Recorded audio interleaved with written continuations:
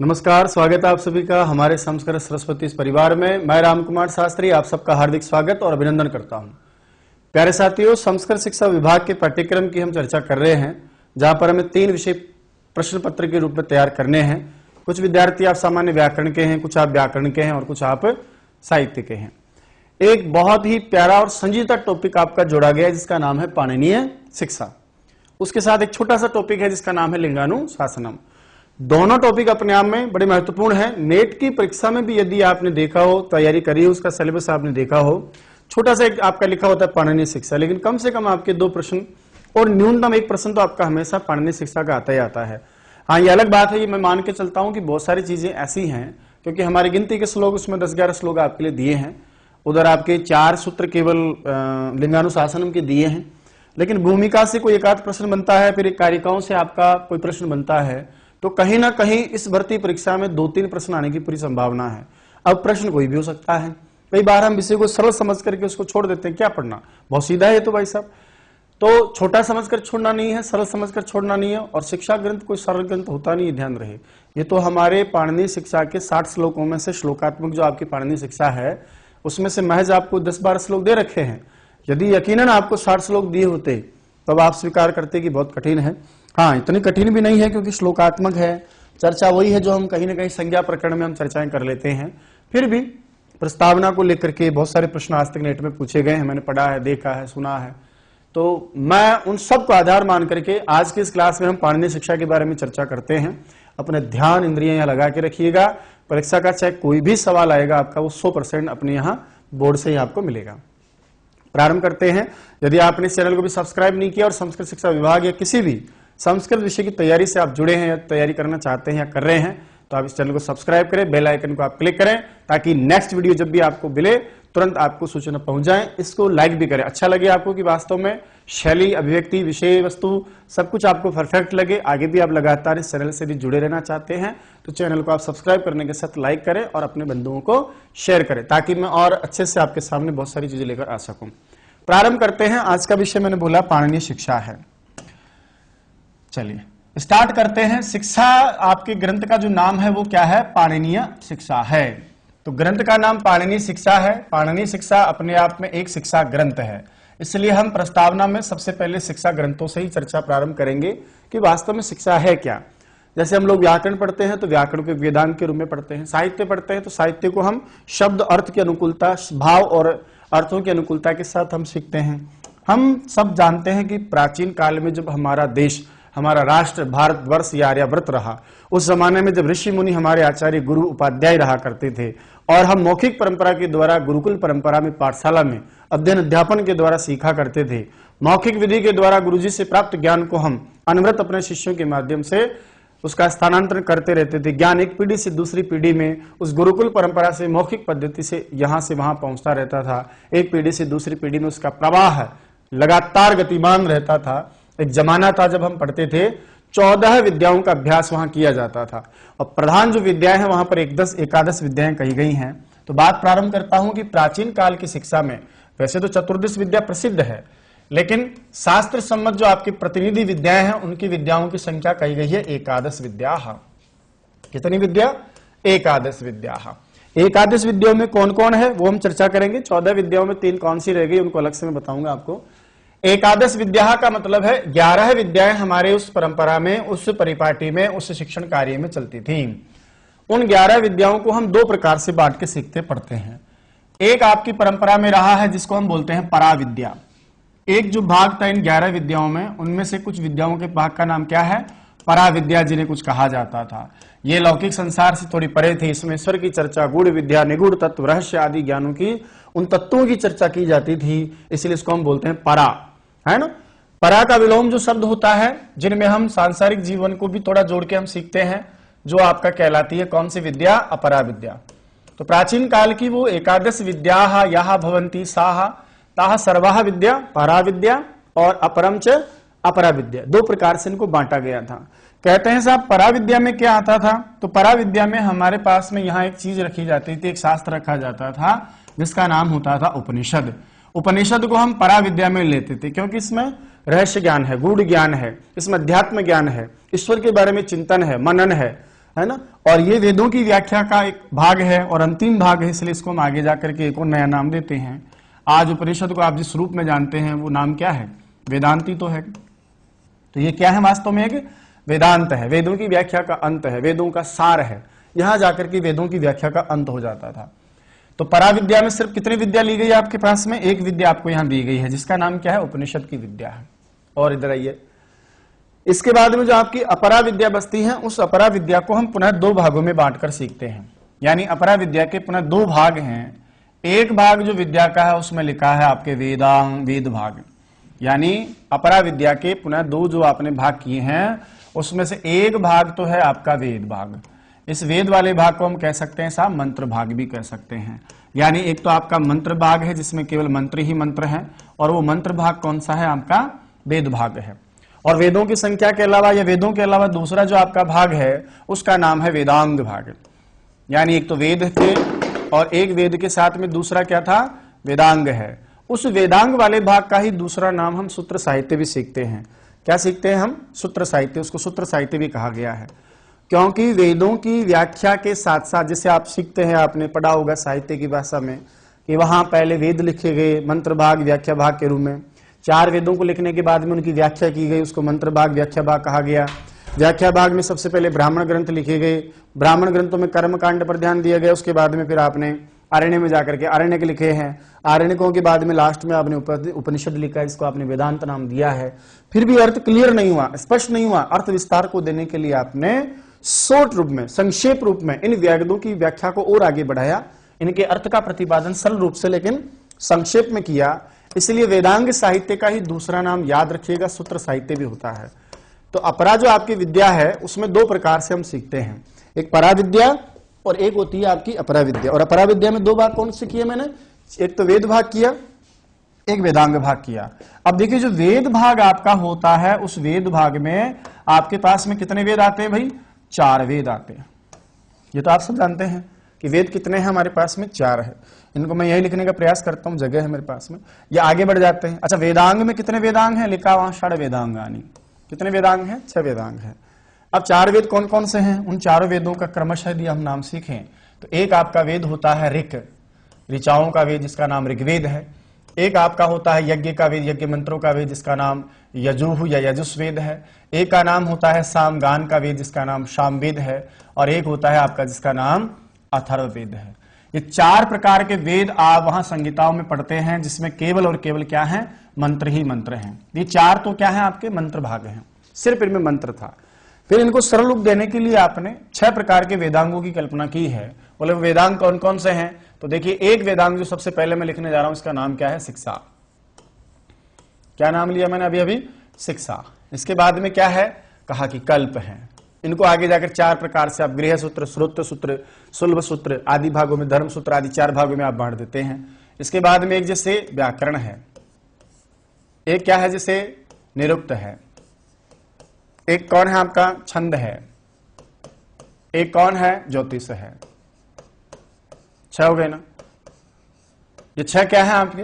ये वेदों के अंगभूत हैं। इनको अंग रूप में स्वीकार किया गया है और परिकल्पना की है कि जैसे एक इंसान मनुष्य होता है, उस मनुष्य के कई सारे भाग होते हैं, मुख, कान, नाक, हाथ, पैर आदि। वैसे ही वेद भी क्या है? वेद रूपी पुरुष की कल्पना की गई, और उस वेद रूपी पुरुष की कल्पना करके उस वेद रूपी पुरुष के विभिन्न अंगों की कल्पना की गई। उस वेद रूपी पुरुष के अंगों का नाम ही, कल्पना रूपी अंगों का नाम ही क्या कहा गया? वेदांग कहा गया, जिनकी संख्या हम कितनी पढ़ते हैं? 6।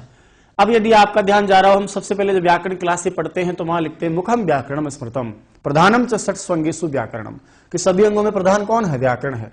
जब हम छंद शास्त्र की चर्चा करते हैं तब हम क्या पढ़ते हैं? छंद पादौ तो वेदस्य। ये सब आपका कहां लिखा है? पाणिनि शिक्षा में लिखा, उसी को मैंने उठाया है। तो छंद को हम क्या बताते हैं? पैर बता देते हैं।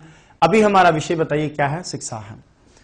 मैं इतना तो समझ गया हूं कि शिक्षा एक वेदांग है, वेदों का अंग है। 4 वेदों के ऊपर जो 6 वेदांगों की कल्पना की गई है, उसमें शिक्षा वास्तव में क्या है? एक वेदांग ग्रंथ है।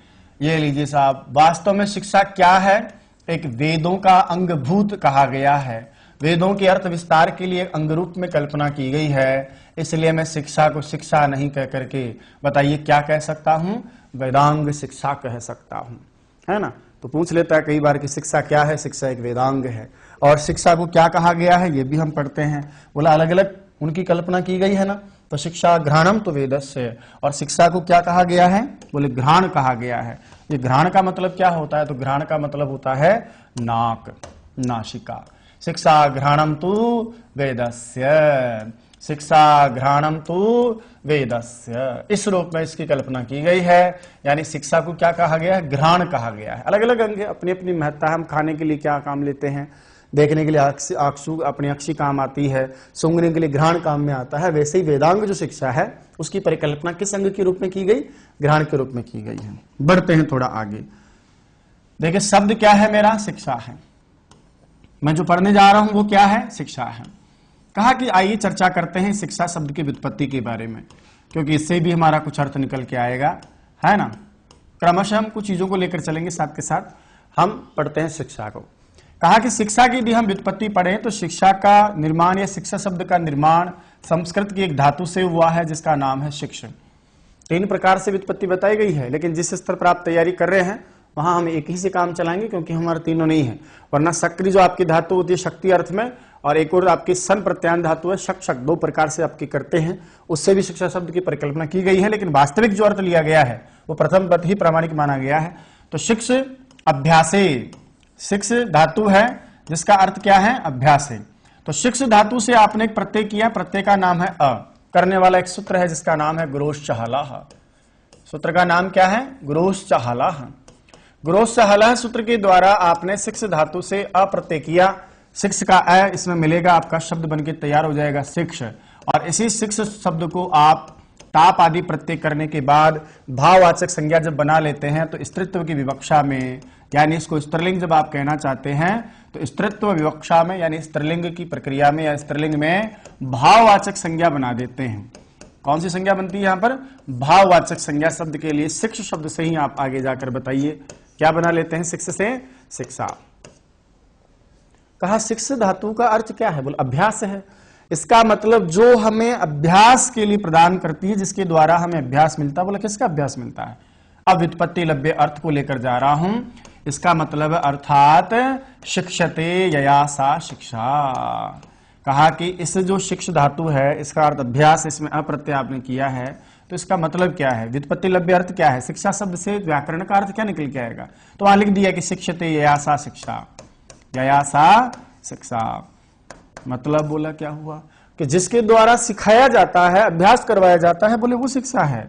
बोला इसका मतलब यह है कि जहां पर शिक्षा सिखाया जाए, जहां पर क्या किया जाए, सिखाया जाए, या दूसरी भाषा में कहूं तो अभ्यास करवाया जाए, वो अभ्यास करवाने की विधा जिसके द्वारा ये सब किया जाए, अभ्यास करवा जाए या फिर क्या किया जाए, सिखाया जाए, वही क्या है, आपकी शिक्षा ग्रंथ है।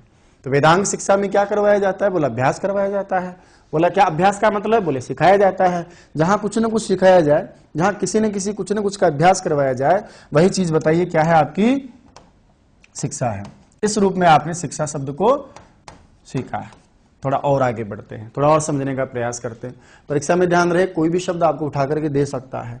थोड़ा और आगे बढ़ते हैं। कहते हैं कि शिक्षा ग्रंथ वास्तव में होते क्या है, एक सामान्य अर्थ लेकर के चलते हैं, उसके बाद में कुछ परिभाषाओं के साथ भी हम आगे बढ़ेंगे। देखिए शिक्षा वास्तव में क्या है। शिक्षा जो होते हैं वास्तव में ये व्याकरण के ग्रंथ हैं, लेकिन वैदिक व्याकरण के अंगभूत ग्रंथ माने जाते हैं। ये वास्तव में व्याकरण के अनुगामी ग्रंथ हैं, है ना। व्याकरण जो सिखाता है ना, उसके साथ साथ में शिक्षा और जो निरुक्त है ना आपके, ये भी कहीं ना कहीं व्याकरण की ही बातें करती हैं। चलिए थोड़ा आगे बढ़ जाते हैं। कहा कि जिसके द्वारा सिखाया जाता है वो शिक्षा है, जिसके द्वारा अनवरत अभ्यास करवाया जाता है वो शिक्षा है। थोड़ा और विस्तृत अर्थ में इसको हम लेवें, थोड़ा और सामान्य अर्थ में लेवें, तो जहां वर्णोच्चारण बताया जाए, या थोड़ा और कह देते कि जहां वर्ण सिखाया जाए, यही मान लो आप, है ना। जहां वर्ण बोले तो अक्षर, अक्षर बोले तो ध्वनि, है ना, के उच्चारण को सिखाया जाए, वो क्या है, शिक्षा है। दूसरी भाषा में कहें तो इसका मतलब ये क्या हो गया कि वर्ण के, अक्षर के और ध्वनि के उच्चारण को जो सिखाता है उसको हम क्या बोलते हैं, बोले उसी का नाम शिक्षा है। जो वर्णों को सिखाती है, जो अक्षर को सिखाती है, जो ध्वनि को सिखाती है, तो ध्वनि के ज्ञान को देने वाला। अच्छा, इन सब के साथ मैंने उच्चारण शब्द जोड़ दिया, उसको अलग से भी कर सकता हूं। तो ध्वनि के ज्ञान को सिखाने वाला, है ना, ज्ञान को सिखाने वाला या सिखाने वाले जो शास्त्र हैं, सिखाना, ये काम भी किसका है? शिक्षा का है। मैं ये भी कह सकता हूं कि जहां पर वर्णों के, विभिन्न प्रकार के वर्णों के उच्चारण का ज्ञान दिया जाता है, किसका ज्ञान दिया जाए? उच्चारण का ज्ञान दिया जाए। तो जहां उच्चारण ज्ञान करवाया जाता है, उच्चारण ज्ञान बताया जाता है, उच्चारण ज्ञान करवाना, ये भी बताइए क्या है? शिक्षा का ही अंगभूत है। याद रखिएगा, शिक्षा शास्त्र, वेदांग शिक्षा, और एक आपने सुना होगा वैदिक व्याकरण का प्राचीनतम नाम प्रातिशाख्य होता है। दो चीजें लिख रहा हूं मैं, एक चीज का नाम तो क्या लिखा मैंने? शिक्षा, और एक होती है आपकी प्राचीन वैदिक व्याकरण, जिसको हम बोलते हैं प्रातिशाख्यम। प्रत्येक शाखा पर लिखी होती है, ये प्राचीन व्याकरण का स्वरूप होता है। मैं लिख देता हूं ब्रैकेट में ताकि आपको बात समझ में आ जाए। प्राचीनतम जो वैदिक व्याकरण है ना, उस प्राचीन वैदिक व्याकरण को हम एक अलग शब्द से कहते हैं, और उस शब्द का नाम क्या है बताइए? प्रातिशाख्य है। ये जो आपके शिक्षा ग्रंथ हैं, ये जो आपके प्रातिशाख्य ग्रंथ हैं, इनका संबंध वास्तव में दो ही चीजों से होता है। बोले कौन सी दो चीजों से होता है? आप शिक्षा की बात करें तो शिक्षा की भी बात कर लीजिए, शिक्षा ग्रंथ भी, प्रातिशाख्य जो ग्रंथ है उनकी, आप जो वैदिक व्याकरण के प्राचीन ग्रंथ है उनकी भी। ये दोनों ही ग्रंथ वास्तव में क्या है? ध्वनि विज्ञान के ग्रंथ हैं। ध्वनि विज्ञान का मतलब इनमें ध्वनि के बारे में, वर्णों के उच्चारण, अक्षर ज्ञान के बारे में, उनकी ध्वनि के बारे में चर्चा की जाती है। ये दोनों वास्तव में किसके ग्रंथ हैं? ध्वनि विज्ञान के ग्रंथ हैं। ये दोनों वास्तव में क्या सिखाने का काम करते हैं? ये उच्चारण ज्ञान के ग्रंथ हैं। इन दोनों ग्रंथों के माध्यम से किसी न किसी रूप में या तो हमें ध्वनि विज्ञान का ज्ञान दिया जाता है, या फिर किसी न किसी रूप में हमको उच्चारण का ज्ञान दिया जाता है।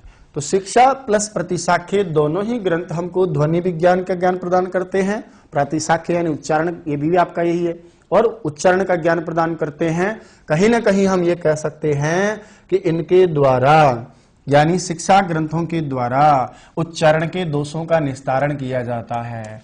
क्या किया जाता है? उच्चारण जो दोष है ना आपके, उन उच्चारण दोषों का निस्तारण किया जाता है, निराकरण किया जाता है, निस्तारण किया जाता है, इनको दूर किया जाता है। और निस्तारण करके किया क्या जाएगा? बोले भाई साहब, गुणों का सन्निवेश किया जाएगा। क्या किया जाएगा? गुणों का सन्निवेश किया जाता है। अब आप सोच रहे होंगे गुरुजी इतनी देर से आप बोले जा रहे हो, हमारे तो कुछ समझ में नहीं पड़ रहा, बोले पल्ले ही नहीं पड़ रहा, आप कहना क्या चाहते हैं? मैं आपको ये कहना चाहता हूं कि शिक्षा मतलब होता है जिनके द्वारा सिखाया जाता है। जो ग्रंथ हमको सिखाते हैं वो शिक्षा ग्रंथ हैं। बोले सिखाते क्या है? देखिए, ये ग्रंथ आपको सिखाते हैं ध्वनि, अक्षर, वर्ण, और ध्वनि अक्षर वर्ण को सिखाने का मतलब इनके उच्चारण को सिखाना। जब अक्षर की बात करें, ध्वनि की बात करें, तो वो ध्वनि विज्ञान का विषय, इसलिए ध्वनि विज्ञान की बातें सिखाते हैं। और ध्वनि विज्ञान में क्या निकल के आता है? बोले उच्चारण तो किया जाता है। अरे किसी भी आप भाषा को सीखना चाहते हो, किसी भी भाषा को, मतलब किसी भी भाषा को, और उस भाषा का जो अर्थ ज्ञान जिसके द्वारा होता है, वो अर्थ ज्ञान आपको शब्द के द्वारा होता है। अर्थ ज्ञान किसके द्वारा होता है? शब्द के द्वारा। किसी भी भाषा में आप अर्थ ज्ञान के लिए किसके लिए डिपेंड, किस पर डिपेंड रहोगे? शब्द के ऊपर डिपेंड रहोगे। और उस शब्द की जो निम्नतम इकाई है, इसी को जब आप आगे तोड़ोगे तो बताइए वो किस में टूट जाती है? वर्ण में। इसी वर्ण को आप दूसरी भाषा में क्या कहते, शब्दों में क्या कहते? तो अक्षर। वो अक्षर ही तो क्या है? ध्वनि रूप आपका ध्वनि तो होता है। किसी भी भाषा में अर्थ ज्ञान के लिए हमें शब्द पर आश्रित रहना होता है, क्योंकि सार्थक इकाई शब्द है। हम सामान्य बोलचाल में वर्ण को हम निरर्थक मानते हैं। मैंने कहा कि जिसका तो कह का कोई अर्थ नहीं है जब तक कि वो शब्द रूप नहीं ले लेता है। इसीलिए हम शब्दों के व्यवहार में वाक्य का प्रयोग करते हैं। तो वो शब्द का ज्ञान किससे होगा? वर्ण से। तो किसी भी अर्थबोध के लिए वास्तव में जिसके ऊपर हम डिपेंड हैं वो तो आपका वर्ण ही है ना। फिर वर्ण ज्ञान होने के बाद ही तो शब्द बनेगा, शब्द होने पर ही हमको किसका ज्ञान होता है? अर्थ ज्ञान। तो अर्थ ज्ञान के लिए हम शिक्षा ग्रंथों पर निर्भर रहते हैं। इसलिए मैं इतनी देर से बता रहा हूं कि शिक्षा ग्रंथ हमें वर्णों के उच्चारण की शिक्षा देते हैं, ध्वनि विज्ञान की शिक्षा देते हैं, अक्षरों को कैसे पढ़ा जाए, वर्णों को कैसे पढ़ा जाए, ये सारी चीजें आपकी शिक्षा ग्रंथों में आती। आइए कुछ परिभाषाओं के माध्यम से, कुछ अर्थों के माध्यम से थोड़ा निकालने का प्रयास करते हैं। क्योंकि कई बार क्या होता है, खाली स्थान दे दिया जाता है और आपसे कह दिया जाता है देखिए बताओ क्या लिखा है यहाँ पर। ठीक है, तो कहते हैं कि साहब क्या है शिक्षा? तो कहते हैं कि जहां पर वर्णों के सिखाया जाए या जहां वर्ण सीखे जाते हैं। इसी लाइन को आपने लाइनबद्ध करके, पंक्तिबद्ध करके सबसे पहले लिखा कि शिक्षन्ते वर्णाः। क्या लिखा आपने? शिक्षन्ते वर्णाः। या तो ऐसा कह लीजिए कि जहां वर्ण सीखे जाते हैं, या फिर आपने इसको थोड़ा बदल के दूसरी भाषा में और कह दिया कि शिक्षते वर्णोच्चारण विधि ही। किसकी विधि? वर्ण उच्चारण की विधि ही। कि शिक्षते वर्णोच्चारण विधि ही यया सा शिक्षा। सा शिक्षा पढ़िएगा, वैसे तो आप समझ गए होंगे इसका अर्थ कि शिक्षन्ते वर्णाः, जहां वर्ण सीखे जाते हैं, या शिक्षते वर्णोच्चारण विधि ही यया सा शिक्षा, या फिर वर्णोच्चारण विधि जहां सीखी जाती है वो शिक्षा है। तो जहां वर्ण सीखे जाते हैं वो भी शिक्षा है, और वर्णों के उच्चारण को जहां सीखा जाता है वो भी क्या है, शिक्षा है। इसी परिभाषा को दूसरे शब्दों में आपने थोड़ा तोड़ मोड़ के कह दिया। क्या लिखा आपने दूसरे शब्दों में? कह दिया कि स्वर वर्णादि उच्चारण प्रकारों, स्वर वर्ण आदि उच्चारण प्रकारों, स्वर वर्णादि उच्चारण प्रकारों, उच्चारण प्रकारों, यत्र शिक्षते, यत्र शिक्षते, यत्र शिक्षते सा शिक्षा, वो क्या है, शिक्षा है। दूसरी परिभाषा। अच्छा, ये कहने वाले कौन है? इनके तो आदरणीय नाम भी हैं, थोड़ा आगे बढ़ा देता है, इसी के नीचे लिख देता हूं मैं। क्या लिखा है कि स्वर वर्ण, जहां स्वरों की और वर्णों की उच्चारण का प्रकार जहां सीखा जाता है, सा मानी वह जो ग्रंथ रूप है वही आपके बताइए क्या कहलाते हैं, बोले शिक्षा कहलाते हैं। और ये बात कहने वाले आदरणीय महान वेद भाष्यकार, जिनका नाम आप बताइए क्या पढ़ते हो, सायणाचार्य पढ़ते हो, याद रह जाएगा। सायणाचार्य ने भी परिभाषा में कहा कि शिक्षा क्या है, कि भैया जहां स्वर और वर्णों के उच्चारण का प्रकार बताया जाता है, किस वर्ण को कैसे पढ़ा जाए, किस ध्वनि का कैसे निर्गम होता है, कि है ना, कौन कौन से उच्चारण में दोष होते हैं, कैसे स्वर कैसे पढ़े जाते हैं, वर्ण कितने होते हैं, उन सब को जो विस्तार प्रकार से जहां सीखा जाता है वही क्या है, आपका शिक्षा ग्रंथ है। आइए तीसरी परिभाषा थोड़ा सा और हम ले लेते हैं। शिक्षा क्या है? तो वहां लिखा है कि शिक्षा स्वर वर्ण, शिक्षा क्या है कि शिक्षा स्वर वर्ण उच्चारण, स्वर वर्ण उच्चारण उपदेशकम शास्त्रम, उपदेशकम शास्त्रम। पढ़िएगा क्या लिखा है कि शिक्षा क्या है कि स्वर और वर्ण के उच्चारण का उपदेश देने वाला जो शास्त्र है ना, वही शिक्षा है। अब तीन बातें हो गई ना, स्वर वर्ण का उच्चारण का उपदेश देने वाला शास्त्र भी क्या है, शिक्षा है ना। स्वर वर्णों के उच्चारण का प्रकार जहां सिखाया जाता है वो भी क्या है, शिक्षा है। अच्छा, ये लाइन भी कहीं लिखी है, आपको बता दूं, प्रातिशाख्य का नाम सुना है ना, अभी बोला था ना मैंने कि जो सभी प्रकार के वेदांग हैं, वेद हैं, उनके ऊपर प्रतिशाखा के ऊपर आगे जाकर के प्राचीन वैदिक व्याकरण लिखे गए, जिनको हम क्या बोलते हैं, प्रातिशाख्य व्याकरण बोलते हैं। तीन परिभाषाओं को ही ना, पहली परिभाषा में भी वही लिखा है, जहां वर्ण सीखे जाते हैं या वर्णों का उच्चारण की विधि सीखी जाती है वो शिक्षा है।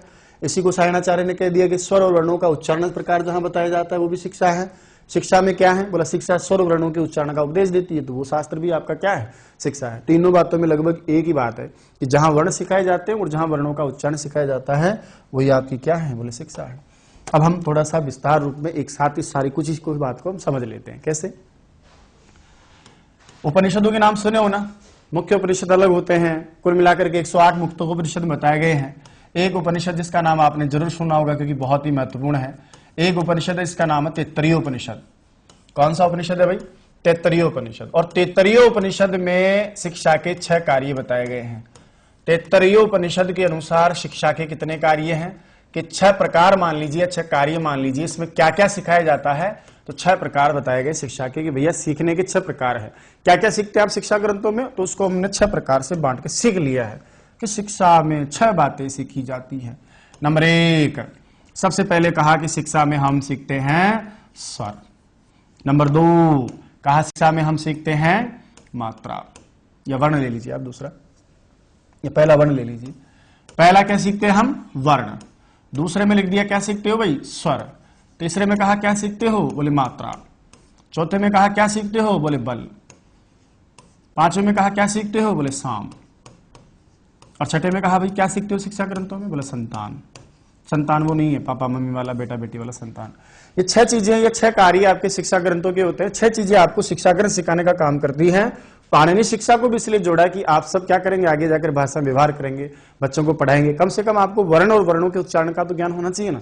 तो 6 प्रकार से वर्णोच्चारण, यदि ये 6 बातें आपको आ गई, ये 6 बातों की जानकारी यदि आपको हो गई, आपने 6 चीजें सीख ली, इसका मतलब आपको भाषा के निम्नतम इकाई का विस्तृत ज्ञान हो गया है। बोला वर्णों के अंदर क्या क्या है, तो पाणिनि शिक्षा में आगे जाकर इन वर्णों का व्याख्यान किया गया है। हम पढ़ते हैं कि जो ये वर्ण आपके होते हैं, ये वर्ण कुल मिलाकर के पढ़े गए कितने, 63 या 64। तो 63 या 64 वर्णों का ज्ञान पाणिनि शिक्षा या कोई अन्य जो शिक्षा ग्रंथ है ना वो सिखाते हैं आपको। स्वरों की बात करें तो स्वरों में आपको बताया गया कि स्वर कितने प्रकार से पढ़े गए, बोले 3 प्रकार से पढ़े गए हैं। कितने प्रकार बताए गए स्वरों के, 3 प्रकार। बोले कौन कौन, तो आपने सुना होगा उच्च ही उदात्तः, नीचे रनुदात्तः यानी अनुदात्तः, और समाहार कर दे दोनों का तो फिर क्या हो जाता है स्वरित। ये 3 प्रकार के स्वरित जो है आपको यहां सिखाए गए। मात्रा, वर्ण के उच्चारण में लगने वाला जो समय है उसको मात्रा कहते हैं। ये मात्रा भी यहां 3 प्रकार से सिखाई गई है। कितने प्रकार से? 3 प्रकार से। कहा कि एक मात्रा होती है जिसको हम क्या बोलते हैं? ह्रस्व बोलते हैं। 2 मात्रा होती है जिसको हम क्या बोलते हैं? बोले दीर्घ बोलते हैं।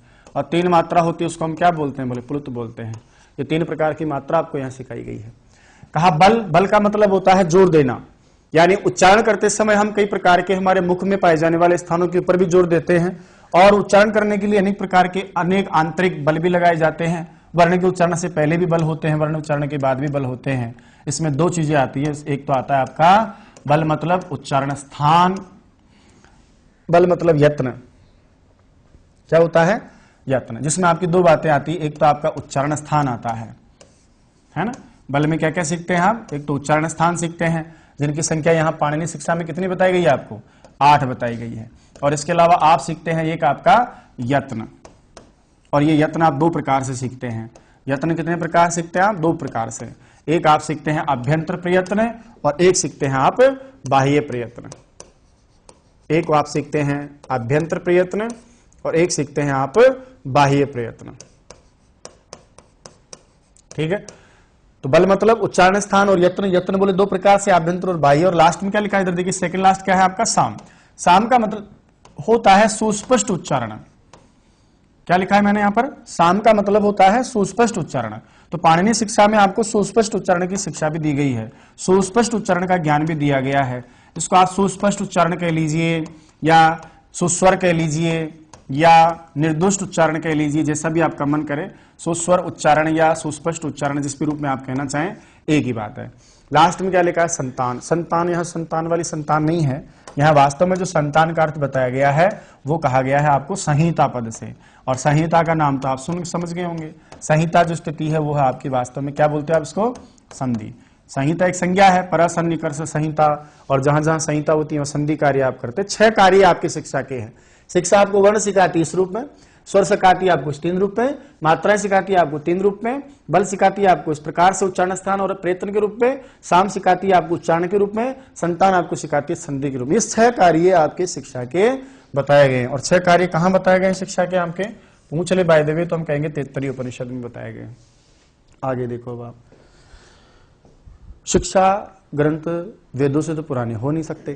क्यों नहीं हो सकते? जब आपके मैक्स मुलर कहते हैं कि वेदों का काल या रचना काल या लगभग जिसने भी संकलन किया वो लगभग 1200 ईसा पूर्व है, तो 1200 ईसा पूर्व से पहले तो इनकी शिक्षा ग्रंथों के आप काल मान नहीं सकते। नेट परीक्षा में एक बार सवाल आया था, इसलिए मैं इसको ले लेता हूं कि जो हमारे शिक्षा ग्रंथ है इनका रचना काल कब माना गया, यानी शिक्षा जो ग्रंथ है इनका आविष्कार कब हुआ, या शिक्षा ग्रंथों का रचना काल हम कब माने। मान लीजिए एक प्रश्न आया है नेट में, तो क्या पता आपको भी पूछ ले तो भैया पाणिनि शिक्षा पढ़ रहे हो, कम से कम ये तो पता हो ना कि शिक्षा ग्रंथों का विकास कब हुआ है। चलिए इसके बारे में भी आप 3 मत लेकर के चलेंगे, यानी 3 मत प्रचलित हैं। तीनों मतों में से कौन सा मत हम मानेंगे पहले एक बार देखते हैं। सबसे पहला जो मत है आपका, उसमें लिखा है आपके आदरणीय जिन्होंने कहा कि शिक्षा ग्रंथों का विकास है ना 1000 ईसा पूर्व से लेकर के 600 ईसा पूर्व हुआ है, और उनका नाम है मनमोहन घोष। कौन है वो? मनमोहन घोष। क्या कहते हैं मनमोहन घोष?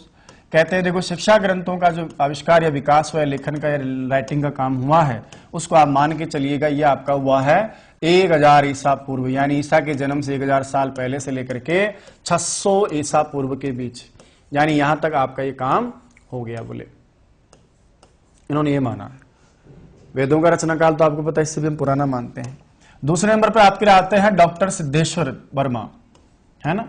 डॉक्टर सिद्धेश्वर वर्मा ने क्या बोला? इनका मत थोड़ा और नया है, मतलब इनसे नया है।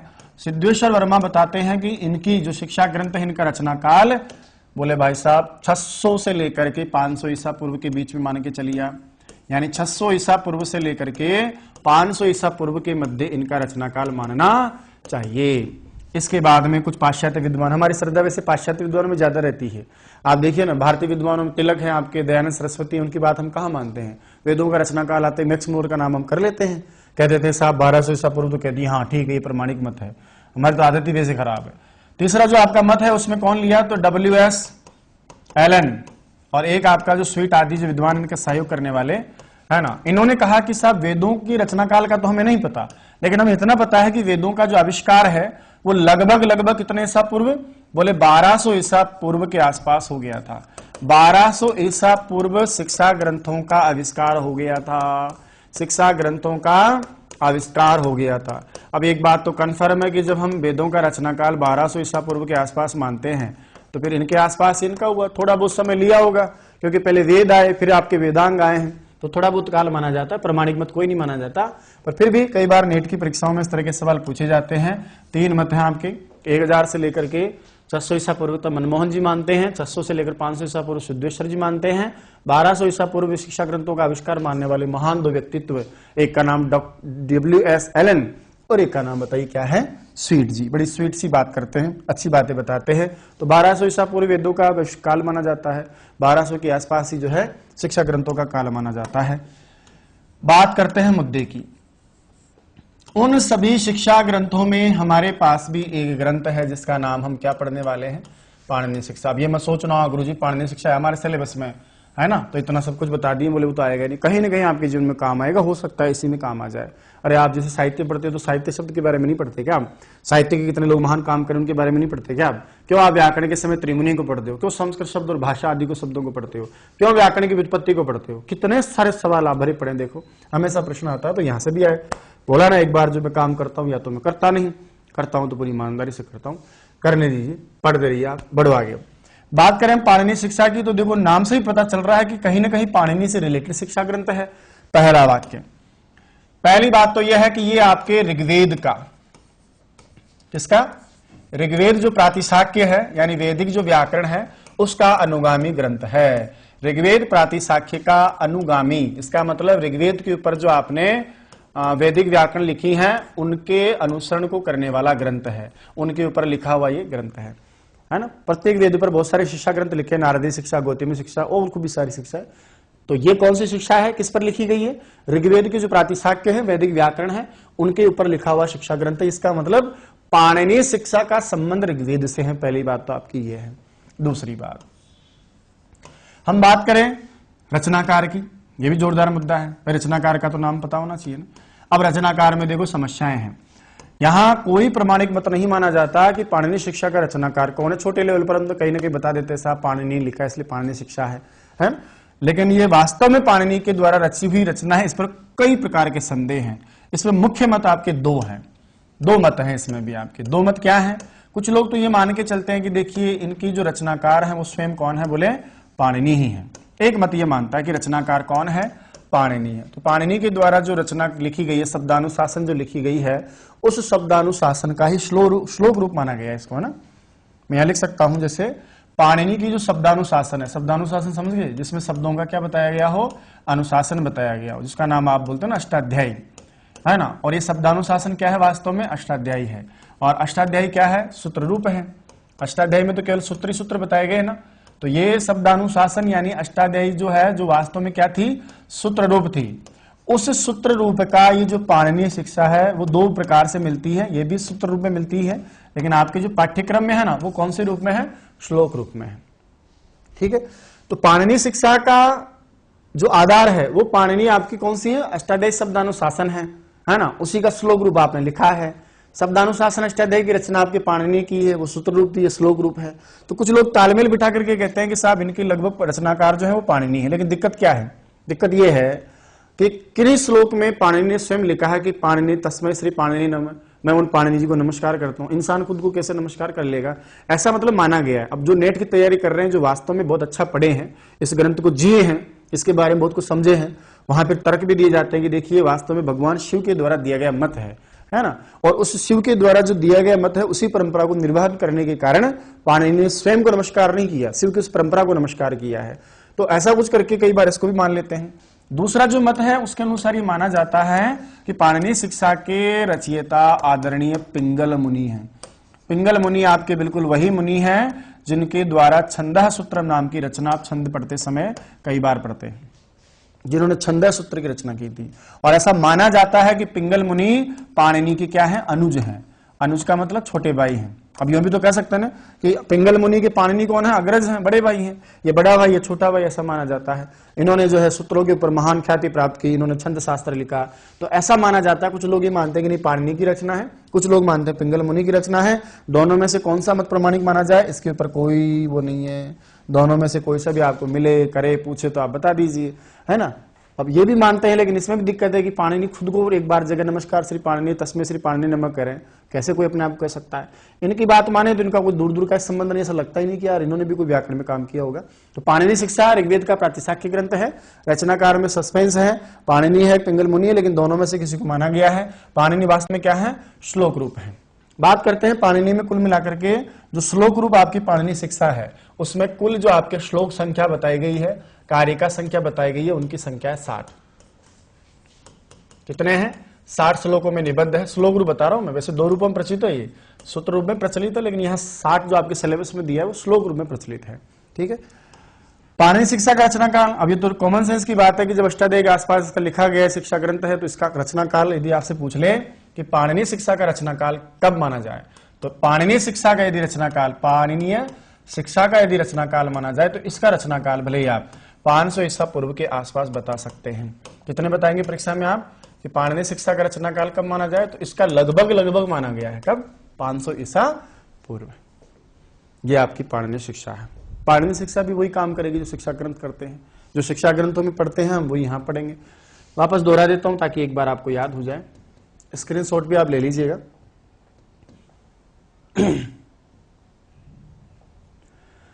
लिखा है कि प्राचीन काल में हमारे पास में कितनी विद्याएं थी, देखो एकादश विद्या है। एकादश का मतलब एक विद्या तो होगी आपकी कौन सी वाली, ये वाली एक, उसके बाद में 4 विद्या, 4 1 5, 5 1 6, 11 हो गई ना। अब 3 विद्या आपके दिमाग में चल रही होंगी तो मैं उनको बता देता हूं ताकि आपको नहीं लगे गुरुजी 3 को तो आपने बताया नहीं। देखो वैसे तो क्या है कि 10 विद्या तो आपकी 4 वेद और 6 वेदांग, इसके अलावा जो पढ़ी जाती थी ना प्राचीन काल में, पुराण, न्याय, मीमांसा और धर्मशास्त्र, मीमांसा और धर्मशास्त्र, नेट जो पढ़ रहे हैं उनके काम आती है, वो समझ गए होंगे बात को। 4 ही जोड़ लेते हैं, 4 वेद 8 और 6 14, और 11 पढ़ोगे तब परा 1 उपनिषद, अपरा में वेद 4 वेदांग 6, इस प्रकार 11 विद्याएं। 4 वेदों के लिए 6 वेदांग लिखेंगे, उसमें एक शिक्षा भी है। इसका मतलब शिक्षा क्या है, एक वेदांग है। ग्रहण कहा गया है, ग्रहणम तो वेदस्य, शिक्षा ग्रहणम तो वेदस्य। शिक्ष धातु अभ्यास अर्थ में आती है, अप्रत्यय जिसमें अच बोला जाता है, इसको ग्रोस हला सूत्र से करके शिक्ष शब्द बनता है। स्त्रीलिंग बनाने के लिए भावाचक संज्ञा में शिक्षा शब्द बनता है। इसका मतलब होता है शिक्षते ऐसा शिक्षा, जिसके द्वारा सिखाया जाए वो शिक्षा है ना, जिसके द्वारा अभ्यास करवाया जाए वो शिक्षा है। बोला किसका अभ्यास, वर्ण का, अक्षर का, ध्वनि ज्ञान सिखाया जाता है, या यूं कह लीजिए उच्चारण का ज्ञान सिखाया जाता है। अब शिक्षा और जो प्रातिशाख्य आपके 2 ग्रंथ हैं, ये वास्तव में ध्वनि विज्ञान और उच्चारण के ज्ञान के शास्त्र हैं। प्रातिशाख्य का मतलब प्राचीन वैदिक व्याकरण से मेरा होता है। आगे में बड़ा उच्चारण दोषों को दूर करके गुणों का सन्निवेश करने वाले शास्त्र का नाम ही बताइए क्या होता है, शिक्षा होता है। ऐसा काम करने वाले ग्रंथ वास्तव में क्या होते हैं, शिक्षा होते हैं। अर्थ ज्ञान शब्द के बिना नहीं होता, शब्द वर्ण अक्षर ध्वनि आदि से मिलकर बनता है। परिभाषा में हमने पढ़ा कि शिक्षन्ते वर्णा, जिसके द्वारा वर्ण सीखे जाते हो, या वर्णोच्चारण विधि सिखाने वाले शास्त्र का नाम शिक्षा है। सायणाचार्य ने कहा है कि स्वर वर्ण आदि उच्चारण प्रकार यत्र शिक्षते सा शिक्षा, स्वर वर्णों के उच्चारण का प्रकार जहां शिक्षा सिखाया जाता है वो शिक्षा है।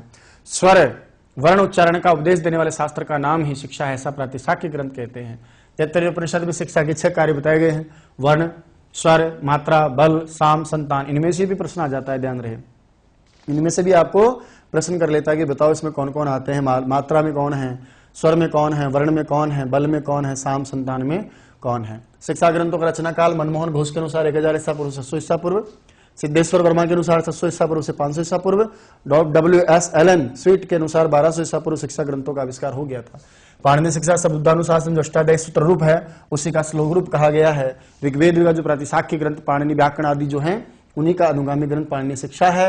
इसके रचनाकार के बारे में 2 मत, एक पाणिनि को माना जाता है और कुछ लोग कहते हैं कि इन्हीं के अनुज जो है आपके पिंगल मुनि छंद शास्त्र के रचयिता इसके माने जाते हैं। कुल श्लोकों की संख्या 60 है। पाणिनि शिक्षा में आपका रचनाकाल यदि आपसे पूछा जाए तो रचनाकाल हम बता देंगे कि इसका रचनाकाल लगभग 500 ईसा पूर्व माना जाता है। पूरे 60 श्लोक आपको पढ़ने नहीं है, श्लोक तो वही पढ़ेंगे जो हमारे पाठ्यक्रम में दे रखे हैं, दूसरा तीसरा चौथा आगे जो भी आपकी संख्या में दे रखे हैं। पहला श्लोक आपको मैं जरूर पढ़ाऊंगा क्योंकि वो प्रथम श्लोक है, मंगलाचरण है, शास्त्र का प्रथम श्लोक है। वो बहुत सारी चीजें आपको लेकर चलता है, वो प्रस्तावना टाइप होता है, इसलिए हम उसके साथ आगे बढ़ते हैं। चलिए तैयारी करते हैं। इसके बाद में हम अब सीधा श्लोकों से चलते हैं जहां से सीधा प्रश्न आपका बनता है। आओ चलते हैं। चलिए साहब प्रारंभ करते हैं पाणिनि शिक्षा के हम श्लोकों को। देखो पहला जो मैंने बोला ना आपको कि जो प्रथम श्लोक है वो आपके पाठ्यक्रम में नहीं है, लेकिन बाकी सब जगह आप उसको पढ़ते हैं। प्रथम श्लोक मंगलाचरण के रूप में भी है, आनंतरी के रूप में भी है, निरंतरता का बोध कराने के लिए आप अत पढ़ते हैं। पहला लिखा है अत शिक्षाम प्रवक्ष्यामि पाणिनीय मतम यथा शास्त्रानुपूर्वम तद विद्यार्थोक्तम लोक वेदयो हो। किसी भी शास्त्र को प्रारंभ किया गया, आपने पढ़ा होगा मीमांसा शास्त्रम अथा तो धर्म जिज्ञासा। इसी प्रकार पतंजलि का महाभाष्य आपने पढ़ा होगा, लिखा है अत शब्दानुशासनम। तो जब भी हम पाणिनि की अष्टाध्यायी पढ़ते हैं वहां वृद्धि आदेश, किसी भी कार्य को जब प्रारंभ किया जाता है तो हमारी संस्कृति सभ्यता हमारे संस्कार हैं कि वहां मंगलाचरण किया जाता है। मंगलादीनी मंगल मध्यानि मंगलांतानि शास्त्राणि प्रथम दे। यहां पर भी आप देख रहे होंगे सबसे पहले जो आपके सामने लिखा है वो कौन है? अथ। ये जो आपका अथ लिखा गया है वो अथ वास्तव में किस रूप के लिए आया है? बोले दो अर्थों में अथ का प्रयोग यहां किया गया है। सबसे पहले लिखा है कि यहां जो अर्थ का प्रयोग किया गया है वो दो अर्थों में आता है। एक अर्थ होता है आपका अनंतरता। अनंतरता का मतलब निरंतरता के लिए आता है, यानी लगातार। अब मैं लगातार इस कार्य को प्रारंभ करने जा रहा हूं, तो लगातार अर्थ को कह लीजिए, निरंतरी अर्थ को कह लीजिए, निरंतरता कह लीजिए या अनंतरता कह लीजिए। तो आपको कई बार परीक्षा में पूछ लेता है कि ये मंगलाचरण में आप जो पढ़ते हैं वो जो आपका इसका अर्थ जो प्रयोग किया गया है वो किस लिए किया गया है? तो एक तो अनंतरता मतलब निरंतरता के अर्थ में आया है, और दूसरा जो अर्थ आप इसका ले सकते हैं वो आपका मंगलाचरण होता है। ज्यादा सटीक तो आप समझ रहे हैं, अथ का प्रयोग हमेशा स्टार्ट के लिए किया जाता है, प्रारंभ करने के लिए किया जाता है। इसको आप निरंतरता ज्यादा अच्छा समझेंगे, है ना। तो एक अर्थ तो आप क्या ले सकते हैं? इसका निरंतरता ले सकते हैं, और दूसरा जो अर्थ आप लेंगे वो क्या हो जाएगा? इसका मंगलाचरण हो जाएगा। किसी भी शास्त्र को जब हम प्रारंभ करते हैं, किसी भी कार्य को हम प्रारंभ करते हैं, उसके प्रारंभ में हम मंगल करते हैं। शास्त्र लिखना अपने आप में कोई छोटी बात नहीं है। एक महान ग्रंथ हम लिखने जा रहे हैं कवि के लिए, लेखक के लिए, वो एक अपने आप में बहुत बड़ा कार्य होता है। उस कार्य का प्रारंभ, उसका मध्य और उसका समापन विधिवत प्रारंभ बढ़िया तरीके से हो, ताकि अध्येता जो है वो भी लाभान्वित हो और वो ग्रंथ भी पूर्णता को प्राप्त हो, उसके लिए मंगल आचरण किया जाता है। तो अर्थ दो अर्थों में, निरंतरता के अर्थ में भी और मंगलाचरण के अर्थ में। तो लिखा है अथ शिक्षाम प्रवक्ष्यामि। अब मैं लगातार, निरंतरता भी हो गया और मंगलाचरण भी हो गया। अथ अब मैं निरंतर लगातार, अब आने वाले श्लोकों में, आने वाले समय में शिक्षाम शिक्षा को, वेदांग शिक्षा को जो आपको सिखाती है स्वर वर्ण और उनका उच्चारण ध्वनि विज्ञान आदि का ज्ञान देती है, उस शिक्षा शास्त्र, उस वेदांग शास्त्र को जो आपका वेदों का क्या है एक अंग है, उस वेदांग शिक्षा को प्रवक्ष्यामि कहूंगा। भविष्य काल में है क्योंकि अभी स्टार्ट कर रहे हैं, अभी तो कहना प्रारंभ किया, कहूंगा। तो कह रहे हैं कि यहां जो ग्रंथकार है, रचनाकार है, उसने कहा है कि अब मैं निरंतर लगातार शिक्षाम यानी वेदांग जो शिक्षा है, उस वेदांग शिक्षा इसको क्या करूंगा? कहूंगा। प्रवक्ष्यामि वच धातु से आप कहोगे, उत्तम पुरुष लोट लकार, उत्तम पुरुष लट लकार की क्रिया है प्रवक्ष्यामि। बोला साहब कौन सी शिक्षा को कहूंगा? क्योंकि शिक्षा ग्रंथ, वेदांग शिक्षा ग्रंथ तो बहुत सारे लिखे गए हैं। तो इन्होंने कहा कि मैं जो लिखने वाला हूं वो मेरा जो वेदांग शिक्षा होगा वो पाणिनि के मतों के आधार पर लिखा हुआ होगा। यहां मैं वेदांग शिक्षा को कहने जा रहा हूं, और वो वेदांग शिक्षा बताइए जिसका आधार क्या होगा? उसका आधार पाणिनि व्याकरण है। पाणिनीय मतम का मतलब पाणिनि जी के जो मत हैं, पाणिनि जो व्याकरण है, जो सूत्रात्मक पाणिनि की व्याकरण है, उस सूत्रात्मक पाणिनि व्याकरण को मैं आधार मान करके अब वेदांग शिक्षा के नाम से पाणिनि शिक्षा को कहने जा रहा हूं। तो अथ यानी इस प्रकार से अब मैं लगातार पाणिनीय मतम यथा, जैसे पाणिनि के मत हैं, अर्थात जैसे पाणिनि की व्याकरण है, अर्थात जैसे सूत्रात्मक पाणिनि व्याकरण है, उसके अनुसार मैं अब वे शिक्षाम प्रवक्ष्यामि, वेदांग शिक्षा को, पाणिनि शिक्षा को कहने वाला हूं। ठीक है। बोला कि वो कैसी शिक्षा है, कैसा वेदांग शिक्षा है, क्या है? तो कहा है कि जैसे यथा उक्तम, जैसा कि कहा गया है, लोक वेदयो, जैसा कि कहा गया है, लोक वेदयो, लोक और वेद में जैसा कि उसके बारे में कहा गया है। लोक वेदयो का मतलब है कि जिसके बारे में जैसा कि लोक और वेद में भी कहा गया है ना। तो लोक और वेद में कहने का मतलब जैसे शब्दों का अर्थ, जैसे शब्दों का उच्चारण लोक और वेद में भी बताया गया है, जैसे शब्द आपके लोक और वेद में भी कहे गए हैं, वो लोक और वेद में बताए गए शब्द है ना। जैसे लोक व्यवहार में और वेद व्यवहार में, जो लोक व्यवहार में है वो प्रयोग कौन है? आपके लौकिक प्रयोग है ना। और वेद व्यवहार का मतलब जो वैदिक प्रयोग है, जो वैदिक भाषा, वैदिक संस्कृत में और लौकिक संस्कृत में जैसा आप शब्दों का अनुशासन करते हैं, जैसा बताया गया है। तो लोक वेदयो, लोक और वेद में यथा उक्तम, जैसा कहा गया है, तद शास्त्रानुपूर्वम, शास्त्र को ध्यान में रख करके, पूर्व से, अनुपूर्व का मतलब होता है क्रम से, है ना। तो जिस जिस क्रम से, जिस आचार्य परंपरा से, मान लीजिए कि पूर्ववर्ती आचार्यों ने भी बहुत सारी बातें शिक्षा या वर्ण स्वर के बारे में कहा है, उन सारी पूर्ववर्ती आचार्य, जो भी आपके पूर्ववर्ती आचार्य हैं, पहले के जो हमारे आदरणीय आचार्य हैं, उन पूर्ववर्ती आचार्यों के द्वारा जैसा, तद यानी वैसा, विद्यात जानना चाहिए, वैसा जैसा कि लोक वेद में कहा गया है।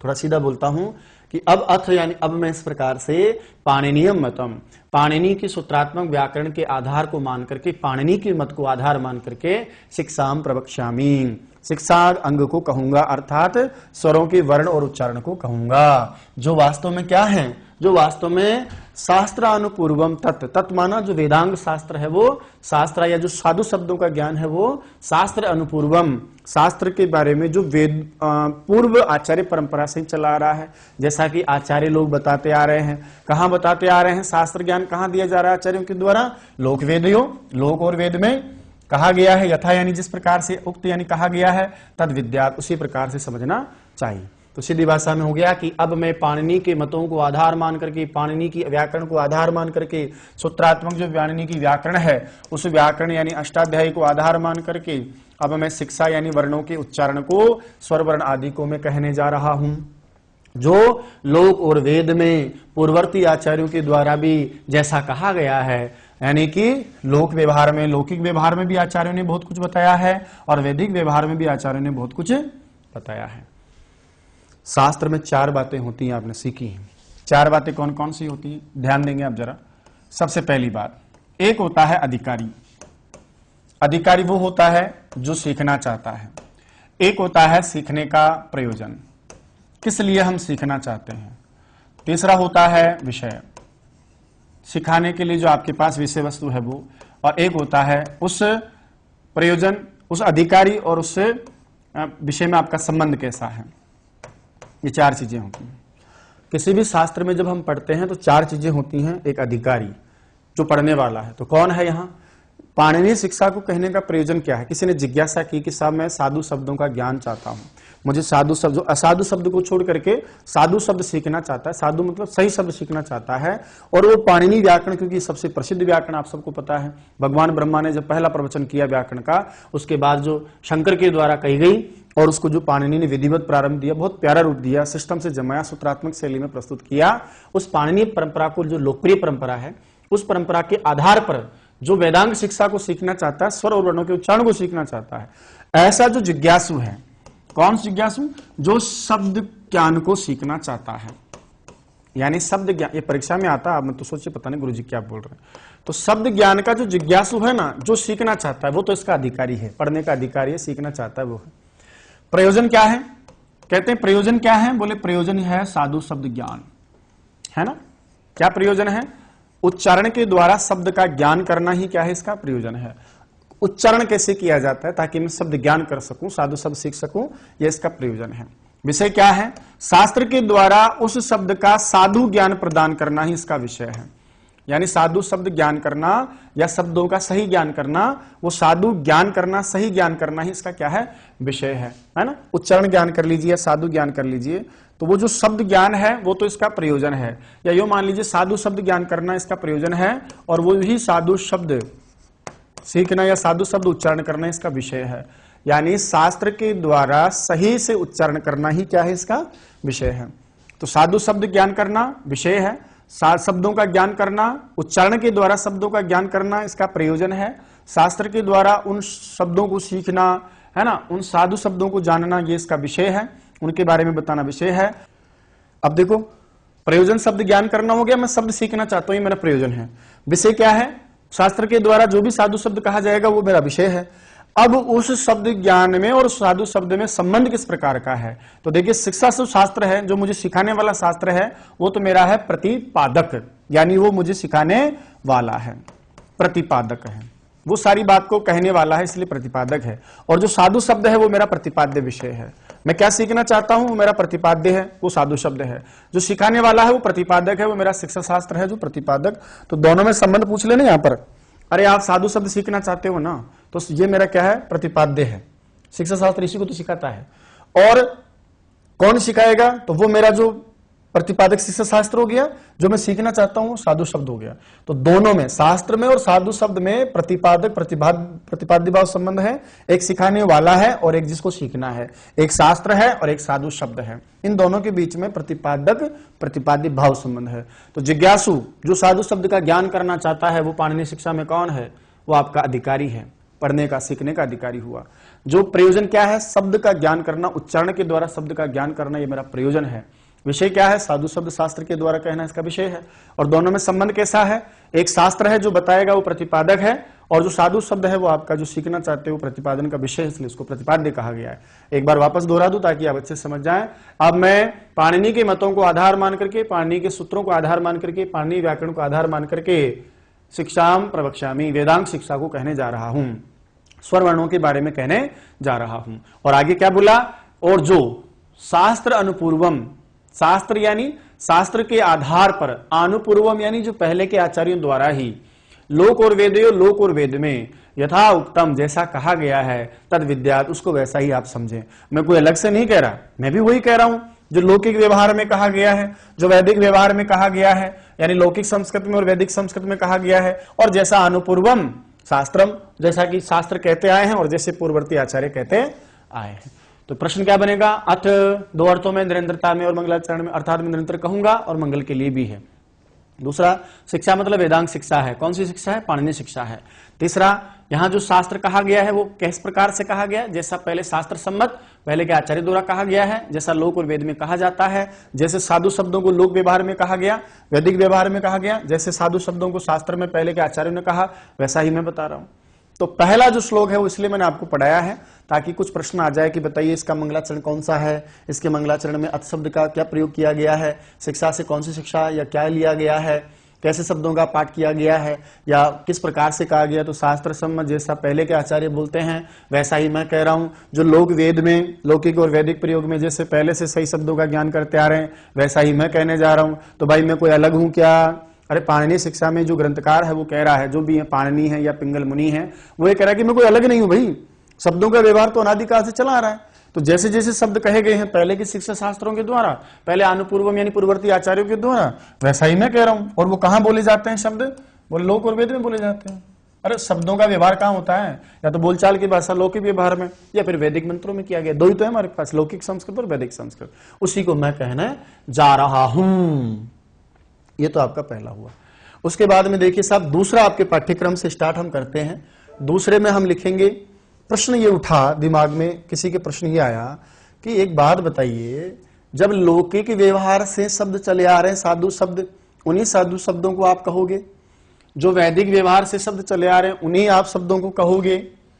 जब सारा ही पहले से चला आ रहा है उन्हीं को आप कह रहे हो, तो फिर मुझे ये बताइए कि इसकी आवश्यकता क्या है? भाई जब सब कुछ आपका लोक व्यवहार से चले आ रहे शब्द, जो साधु शब्द उन्हीं को आप कह रहे हो, जो वैदिक मंत्रों में सही से शब्द पढ़े गए उन्हीं को आप कह रहे हो, जो पूर्ववर्ती आचार्यों ने कहा है सही शब्दों को उन्हीं को आप कह रहे हो, यही बता रहे हो ना आप। और जो पूर्व के शास्त्रों में लिखा गया सही से उन्हीं को मैं कह रहा हूं। तो फिर ये कहने की जरूरत ही क्या है? हम तो वहीं से सीख लेंगे, जैसा लोक व्यवहार में शब्द पढ़े गए वैसे हम उनसे सीख लेंगे। जैसे पूर्व के गुरुजी लोग बोलते हैं शिष्य परंपरा से, उन्हीं से सुन करके हम सीख लेंगे। तो ये आपके पाणिनि शिक्षा की अलग से इसको पढ़ने की जरूरत कहां पड़ गई? हम क्यों पढ़े इसको? बिना बात कोई कह सकता है ना कि लोक व्यवहार में, वैदिक व्यवहार में गुरुजी जैसा पढ़ते आए हैं, पूर्ववर्ती आचार्य जैसा पढ़ते आए हैं, जैसे लोग लौकिक व्यवहार वैदिक व्यवहार में पढ़ते हैं, उनसे सुन सुन करके हम वैसे ही सीख लेंगे। अब इस साधु शब्द ज्ञान के लिए अलग से ग्रंथ पढ़ने की कहां जरूरत पड़ गई? आपने भी कहा ना कि शास्त्र अनुपूर्वम, जैसे पहले के शास्त्रों में कहा गया, और अनुपूर्व यानी पहले के आचार्यों ने कहा है, और लोक वेद, लोक और वेद में यथोक्तम जैसा कहा गया है तद विद्यात, उसी प्रकार से आप इसे समझे। तो फिर हम इसको क्यों पढ़े? नहीं माथा बूढ़ी क्यों करें? तो उसके लिए कहा गया है, उस प्रश्न के जवाब में कहा गया, फिर भी सुनो कि भाई साहब जो पहले कहा गया है वो सारा अर्थ प्रसिद्ध है। अरे लोक व्यवहार में वो अर्थ सब जानते हैं, वो प्रसिद्ध है, लेकिन सारे लोग उसको जानते हैं ऐसा कोई जरूरी नहीं है। बहुत सारे लोग उस प्रसिद्ध अर्थ को, जो अबुद्धि लोग होते हैं, मंदबुद्धि लोग होते हैं, उनको ध्यान में नहीं रहता भाई, वो शब्द की जगह, साधु शब्द की जगह गलत शब्द पढ़ लेते हैं।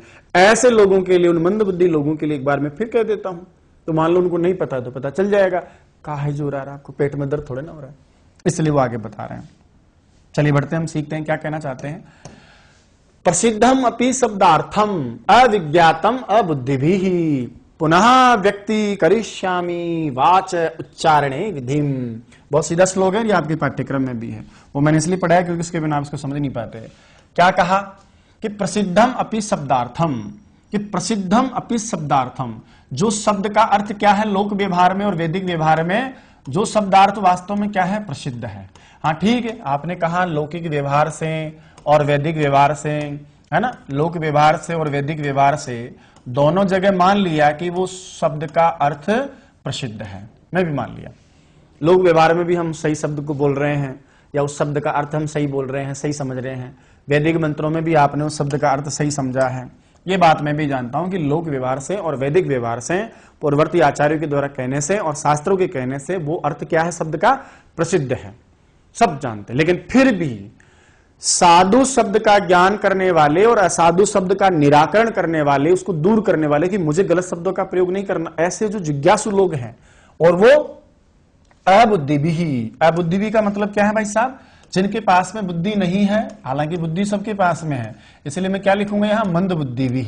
जो अबुद्धि लोग होते हैं अर्थात जो मंद बुद्धि लोग होते हैं, ते अविज्ञातम, उनके लिए वो शब्दार्थ क्या होता है, फिर भी अविज्ञात होता है। अर्थात वो मंद बुद्धि लोग फिर भी उस विषय को, उस शब्द के अर्थ को नहीं जानते हैं कि भैया प्रसिद्धम अपि शब्दार्थम, कि प्रसिद्ध है लोक व्यवहार से और वेद व्यवहार से, लोक की बातों से, संस्कृत भाषा से और वैदिक भाषा से वो शब्द का अर्थ हालांकि प्रसिद्ध है, सब जगह खूब कहा गया है, सबने ढोल बजा बजा कर वेदों में, वेदांगों में, आरण्यकों में, उपनिषदों में, ब्राह्मण ग्रंथों में कहा है, लोक व्यवहार में कितने सारे ग्रंथ लिखे गए।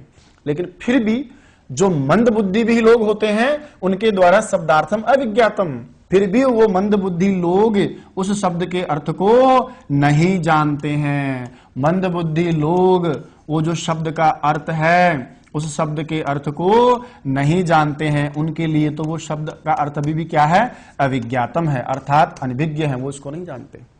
तो ऐसे लोगों के लिए जो साधु शब्द का ज्ञान करना चाहते हैं लेकिन उनको अभी भी लोक व्यवहार से, वैदिक व्यवहार से वो प्रसिद्ध होने के बावजूद भी उनको भी पता नहीं है, उन सब लोगों के द्वारा मैं उच्चारणे विधिम, उच्चारण करने की उस विधि को, बोला किसके उच्चारण करने की विधि को, वर्ण के उच्चारण करने की विधि को, उस वर्ण के उच्चारण करने की विधि को, कि वर्ण का उच्चारण कैसे किया जाए, उस वर्ण उच्चारण विधि को मैं क्या करने वाला हूं, दोनों ले सकते हैं आप, कि वर्ण को भी और वर्ण उच्चारण विधि को भी, वाचा पुनः व्यक्ति करिष्यामि, मैं पुनः व्यक्त करूंगा, मैं पुनः क्या करूंगा, व्यक्त करूंगा, है ना। वैसे तो सब कुछ व्यक्ति ही है, व्यक्त मतलब प्रकट है, व्यक्त मतलब क्या होता है, प्रकट है भाई। लोक व्यवहार और वैदिक व्यवहार से वैसे तो वो शब्द का अर्थ प्रकट है, प्रसिद्ध है, लेकिन जो लोग मंदबुद्धि लोग हैं और वास्तव में वो प्रसिद्ध अर्थ को, शब्द के अर्थ को फिर भी नहीं जानते हैं, उनकी जानकारी में नहीं है भाई, तो नहीं है तो फिर क्या करें। इसलिए मैं उन लोगों के लिए उस प्रसिद्ध अर्थ को फिर भी मैं अपनी वाणी के द्वारा उच्चारण विधि में उस वर्ण के उच्चारण की विधि को पुनः दोबारा व्यक्ति करिष्यामि, मैं दोबारा व्यक्त करूंगा, प्रकट करूंगा, उनके लिए दोबारा एक बार फिर कह दूंगा। चलो प्रश्न बनाते हैं, बताइए शब्दार्थम किम प्रसिद्धम, शब्द का अर्थ क्या है, प्रसिद्ध है। कैसे, लोक और वैदिक व्यवहार के प्रयोग से, पूर्ववर्ती आचार्यों के कहने से, पूर्व शास्त्रों के कहने से, है ना। फिर भी कैसे लोगों के लिए मैं कहना चाहता हूं, अबुद्धि लोगों के लिए, क्योंकि अविद्या लोगों के द्वारा वो शब्द का अर्थ क्या है, अविज्ञात है। मैं ये जो आपने कहा ना पुनः व्यक्ति करिष्यामि, किसके लिए है, ग्रंथकार के लिए है। और पुनः व्यक्ति करिष्यामि के द्वारा वास्तव में वाणी से क्या वापस व्यक्त करना चाहते हैं, उच्चारण की विधि को व्यक्त करना चाहते हैं। तो दूसरी बात, पहली बात तो क्या है कि वो अर्थ क्या है, प्रसिद्ध है, लेकिन मंदबुद्धि लोगों के द्वारा वो अभी भी शब्दार्थ क्या है, अविज्ञात है। इसलिए मैं क्या करना चाहता हूं, पूरे दोबारा कहना चाहता हूं, क्या कहना चाहता हूं, वर्ण उच्चारण की विधि को कहना चाहता हूं। कह लो भैया, प्रारंभ किया, बोलो कहो। अब दूसरे श्लोक के बाद आपके पाठ्यक्रम का तीसरा श्लोक है, और तीसरे श्लोक में आचार्य जो भी हैं, पाणिनीय, पिंगल जो भी हैं, जिन्होंने इस ग्रंथ को लिखा है, उन्होंने इसका पाठ प्रारंभ किया है। क्या कहा उन्होंने कि सुनो भाई, अब ठीक है, यहां तक तो बात समझ में आ गई ना हमारे। क्या समझे हम यहां तक की बात में, हमने ये जाना है कि लोक व्यवहार में, वैदिक व्यवहार में जैसे शब्द का अर्थ कहा गया है, पाणिनि से पूर्ववर्ती आचार्य ने जैसा कहा है, उन सारी चीजों का जैसा अर्थ बताया गया है, उसी को आधार मान करके मैं भी शिक्षा कह रहा हूं, वर्ण स्वरों का उच्चारण आदि को बता रहा हूं, और पाणिनि के मत को आधार मान करके मैं ले चल रहा हूं। दूसरी बात कहा कि जब पाणिनि के मत को आधार मानकर आप लेकर चल रहे हैं, जब सारी चीजें लौकिक व्यवहार और वैदिक व्यवहार से प्रकट हो रही हैं, तो फिर हम इसको क्यों पढ़े? तो कहा कि देखो ऐसा है, साधु शब्द का ज्ञान करने वाला जो जिज्ञासु होगा, जो अधिकारी है, वो नहीं चाहता है कि साधु शब्द ज्ञान उसको हो। तो ऐसे लोग बहुत सारे मिल जाएंगे जहां मान लो उनकी मंद बुद्धि है, उनके नहीं है, उनका संपर्क नहीं हुआ उन साधु शब्दों से, वो उनको नहीं पता असाधु शब्द कौन सा है। तो ऐसे लोग जो अभी भी शब्द के अर्थ को, जो प्रसिद्ध शब्द का अर्थ उसको नहीं जानते हैं, उन लोगों के लिए एक बार फिर मैं कहने जा रहा हूं, वो यहाँ पढ़ लेंगे, उनको भी समझ में आ जाएगा। तो जो होशियार लोग हैं मत पढ़ो, जो बेचारे हम जैसे लोग हैं मंदबुद्धि लोग, क्यों जी, वो पढ़ लेंगे। आओ मंदबुद्धि लोग जो हम जैसे लोग हैं उनको मैं पढ़ा देता हूं। क्या कह रहे हैं आगे, इसी को हम पढ़ रहे हैं। लिखा है त्रिषष्ठी चतुष्षष्ठी ही वा वर्णाः शंभु मते मताः। प्रसिद्ध लाइन है, प्राकृते संस्कृते चापि स्वयं प्रोक्तः स्वयं भुवाः। दो चार सब अच्छे प्रश्न आएंगे इसमें। क्या लिखा है कि त्रिषष्ठी चतुष्षष्ठी, त्रिषष्ठी चतुष्षष्ठी। त्रिषष्ठी का मतलब समझ गए आप?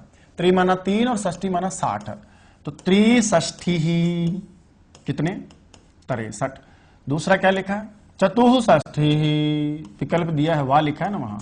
तो त्रिषष्ठी या चतुष्षष्ठी ही मतलब 63 या 64, वाह लिखा है, यहां देखो वाह। वर्णाः यानी वर्ण माने गए हैं, बोले किनकी दृष्टि में? तो उन्होंने कहा कि त्रिषष्ठी या चतुष्षष्ठी ही वर्ण माने गए हैं, किनके मत में? शंभु मते मता, शंभु के मत में, भगवान शंकर के मत में, जो शंकर की जो हमारी पद्धति है, परंपरा है, उसके मत में कितने माने गए हैं? बोले साहब 63 या 64 वर्ण माने गए हैं। तो शंभु मते, शंभु के मत में, भगवान शंकर के मत में, जो उनके 14 माहेश्वर सूत्रों की परंपरा है, माहेश्वरी परंपरा है, शंभु के मत में, शंभु के मत का मतलब कौन सी परंपरा है इनकी? माहेश्वरी परंपरा है। उस माहेश्वरी परंपरा में, जिसको आगे जाकर के पाणिनि ने आगे बढ़ाया है, उस भगवान शिव की परंपरा में मताह माने गए हैं, वर्णाः यानी वर्ण कितने? त्रिषष्ठी चतुष्षष्ठी वा 63 या 64 वर्ण माने गए। पूछेगा पाणिनि शिक्षा के अनुसार शंभु मत में कितने वर्ण माने गए हैं? 63 या 64। या लगाया मैंने, ध्यान रहे, किसके मत में माने गए? शंभु के मत में माने गए। बोला कहां? प्राकृते संस्कृते चापी, देखो चापी भी लिखा है। कहा कि प्राकृते और संस्कृते, प्राकृत भाषा में भी माने गए हैं। ये जो 63 और 64 वर्ण आप पढ़ते हैं, ये 63 और 64 वर्ण कहां माने गए हैं? तो ये 63/64 ये जो वर्ण आप मानते हैं, ये दोनों भाषाओं में माने गए हैं। बोले कौन सी भाषा में? बोले प्राकृत में भी माने गए हैं, और चापी का मतलब संस्कृत में भी माने गए हैं। दोनों भाषाएं बहुत प्राचीन भाषाएं हैं, और दोनों में कई प्रकार से विवाद भी है। कुछ लोग मानते हैं प्राकृत पहले आई है ना? कुछ लोग मानते हैं कि नहीं संस्कृत पहले आई है। अब दोनों में कौन पहले आई है? जो भी आई होगी हम तो ये मान लेते हैं कि साहब बहुत प्राचीन भाषाएं हैं। तो कहते हैं कि प्राकृत यानी प्राकृत भाषा में भी, और संस्कृत यानी संस्कृत भाषा में ही, दोनों भाषाओं में ही कितने माने जाएं? बोला साहब 63 और 64 माने जाएं। इन्होंने जिन वर्णों को स्वयं किसने कहा है? बोला इन वर्णों को कहने वाले कौन है? तो कहा कि इनको कहने वाले स्वयं प्रोक्ता यानी कहा है ना? वर्णाः प्रोक्ता स्वयं, जिनके द्वारा वर्ण कहे गए हैं, स्वयं भुआ। ये बहुत अच्छा प्रश्न आपको देता है। स्वयंभू किसको कहा गया है? स्वयंभू कहा गया आदरणीय भगवान ब्रह्मा को कहा गया है, कि भगवान ब्रह्मा ने भी तो जिन वर्णों को कहा है। बोला ब्रह्मा को कैसे याद किया? अरे भैया सारी विद्याओं का, सर्व विद्या नाम, जो सभी विद्याएं होती है ना, उनके आदितः आचार्य यही माने जाते हैं। आपने व्याकरण शास्त्र को थोड़ा ढंग से पढ़ा होगा, तो व्याकरण में जो आपकी परंपराएं होती है उसमें प्रथम प्रवक्ता किसको माना गया है? आपके ब्रह्मा को माना गया। आदि तो सारी की सारी जो विद्याएं होती है ना आपकी, उन सभी विद्याओं के प्रथम ज्ञाता किसको माना गया? प्रवक्ता किसको माना गया है? भगवान ब्रह्मा को ही माना गया है। श्लोक आठ पढ़े पूरा। क्या पढ़ रहे हैं कि शंभु के मत में, माहेश्वरी परंपरा में, शंकर की परंपरा में, भगवान शिव की परंपरा में, 14 माहेश्वर सूत्रों से बनने वाली व्याकरण की परंपरा में 63 या 64 वर्ण माने गए हैं। नंबर एक बात। दूसरी बात, और इन जिनको प्रोक्ता वर्णा, जो वर्ण वास्तव में स्वयं भुआ प्रोक्ता, जो भगवान ब्रह्मा के द्वारा जो व्याकरण के प्रथम प्रवक्ता कहे गए हैं, उनके द्वारा भी कहे गए हैं। तो स्वयंभू किसके लिए है? भगवान ब्रह्मा के लिए है। और प्राकृत संस्कृत चापी, और वो प्राकृत और संस्कृत दोनों भाषाओं में माना गया है। तो प्राकृत में भी वर्णों की संख्या कितनी है? 63 या 64, और संस्कृत में भी वर्णों की संख्या कितनी है?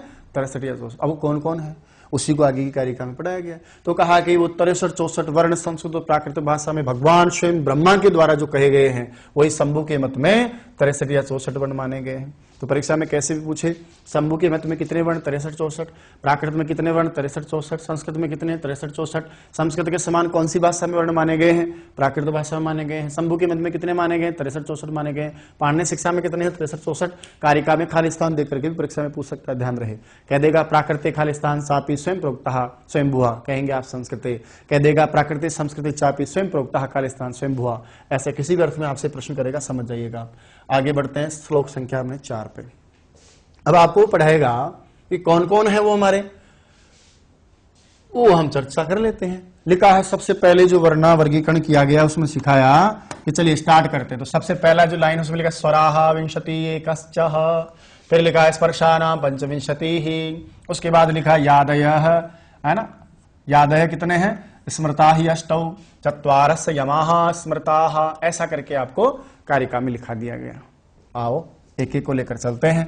सबसे पहले कहा कि देखिए भैया, सबसे पहली बात करते हैं हम स्वरों की। स्वराहा कितने हैं स्वर, तो सबसे पहले कहा कि जो स्वरवर्ण होते हैं वो आपकी संख्या में कितने होते हैं साहब, 21 होते हैं। अभी तो 21 ही बताया, आगे जाकर के वो 22वां भी ले लेंगे ना, और फिर आगे जाकर के 23वां भी ले लेते हैं, आपको जानकारी के लिए और बता दूं। तो अभी तो हम नॉर्मल पढ़ रहे हैं, अगला जो श्लोक आएगा 5वें में सारी बात समेट लेंगे, है ना, या उसको भी साथ लेकर चलेंगे। अभी नॉर्मल बात करते हैं, उसके बाद सबकी चर्चा अलग अलग करते हैं। स्वराह स्वर कितने हैं, विंशति एकश्च, विंशति एक का मतलब समझ गए, 20 और 1 कितने हो गए 21 स्वर हैं। तो पाणिनि शिक्षा में स्वर कितने बताए हैं 21, प्रमाणिक मत है। स्पर्शानां पंचविंशति ही, और स्पर्श वर्ण कितने बताए गए हैं, बोला स्पर्श वर्णों की संख्या कितनी है 25 बताए हैं। स्पर्श वर्ण कितने हैं, ये आपके कितने बताए 25 बताए। स्पर्श वर्ण वो है जिनके उच्चारण करने पर मुख के स्थान आपस में एक दूसरे को क्या करते हैं, स्पर्श करते हैं। क से लेकर के म तक के वर्ण में बोला, इसको आगे एक साथ में भी लूंगा, अभी थोड़ा इनकी श्लोक काम अर्थ कर लेते हैं, इसके बाद एक बार लेकर चलेंगे। यादय ही अष्टौ स्मृताः, बोला यादि वर्ण भी होते हैं। यादि का मतलब यह हो आदि में, जिसके आदि में यह वर्ण हो उनको क्या कहा गया है, यादि वर्ण कहा गया है। बोला वो यादि वर्ण कौन कौन है, तो आपने पढ़ा होगा यण और शल, यण 4 होते हैं, या वाला सल क्या होते हैं, वो भी आपके 4 होते हैं, स है। उन्हीं 4 और 4 दोनों यण और शल को यदि में मिला दिया जाए, यानी वर्णों को मिला दिया जाए और सल वर्णों को मिला दिया जाए, तो ये दोनों वर्ण मिलकर के बराबर बताओ क्या हो जाता है, यादि वर्ण कहलाते हैं। क्योंकि यण वर्ण आप गिनो देंगे, सबसे पहले कौन आएंगे, हालांकि क्रम इनका वही रखेंगे हम, या वारल है, और वहां स में पहले है को भी पढ़ा गया है, तो एक ही बात है, जैसे आप कहें इसको थोड़ा उल्टा पढ़ा गया है, शा शा सा। ये जो है ना, ये क्या है, बोला ये जो 8 वर्ण है ना, ये आपके यादि वर्ण है। और यादि में देखो सबसे पहला कौन है, ये। तो आपसे पूछ ले यादि वर्ण कितने हैं, तो हम कहेंगे जी यादि वर्णों की संख्या कितनी है, 8 है। कौन कौन है यादि, तो यण को सल को ले लो, या वारला ह स ये जो आपके कहलाते हैं सारे वर्ण क्या है, यादि वर्ण है। फिर लिखा है चत्वारस्य यम, बोला यम वर्ण भी होते हैं। अच्छा यम वर्ण कितने होते हैं, बोला 4 होते हैं।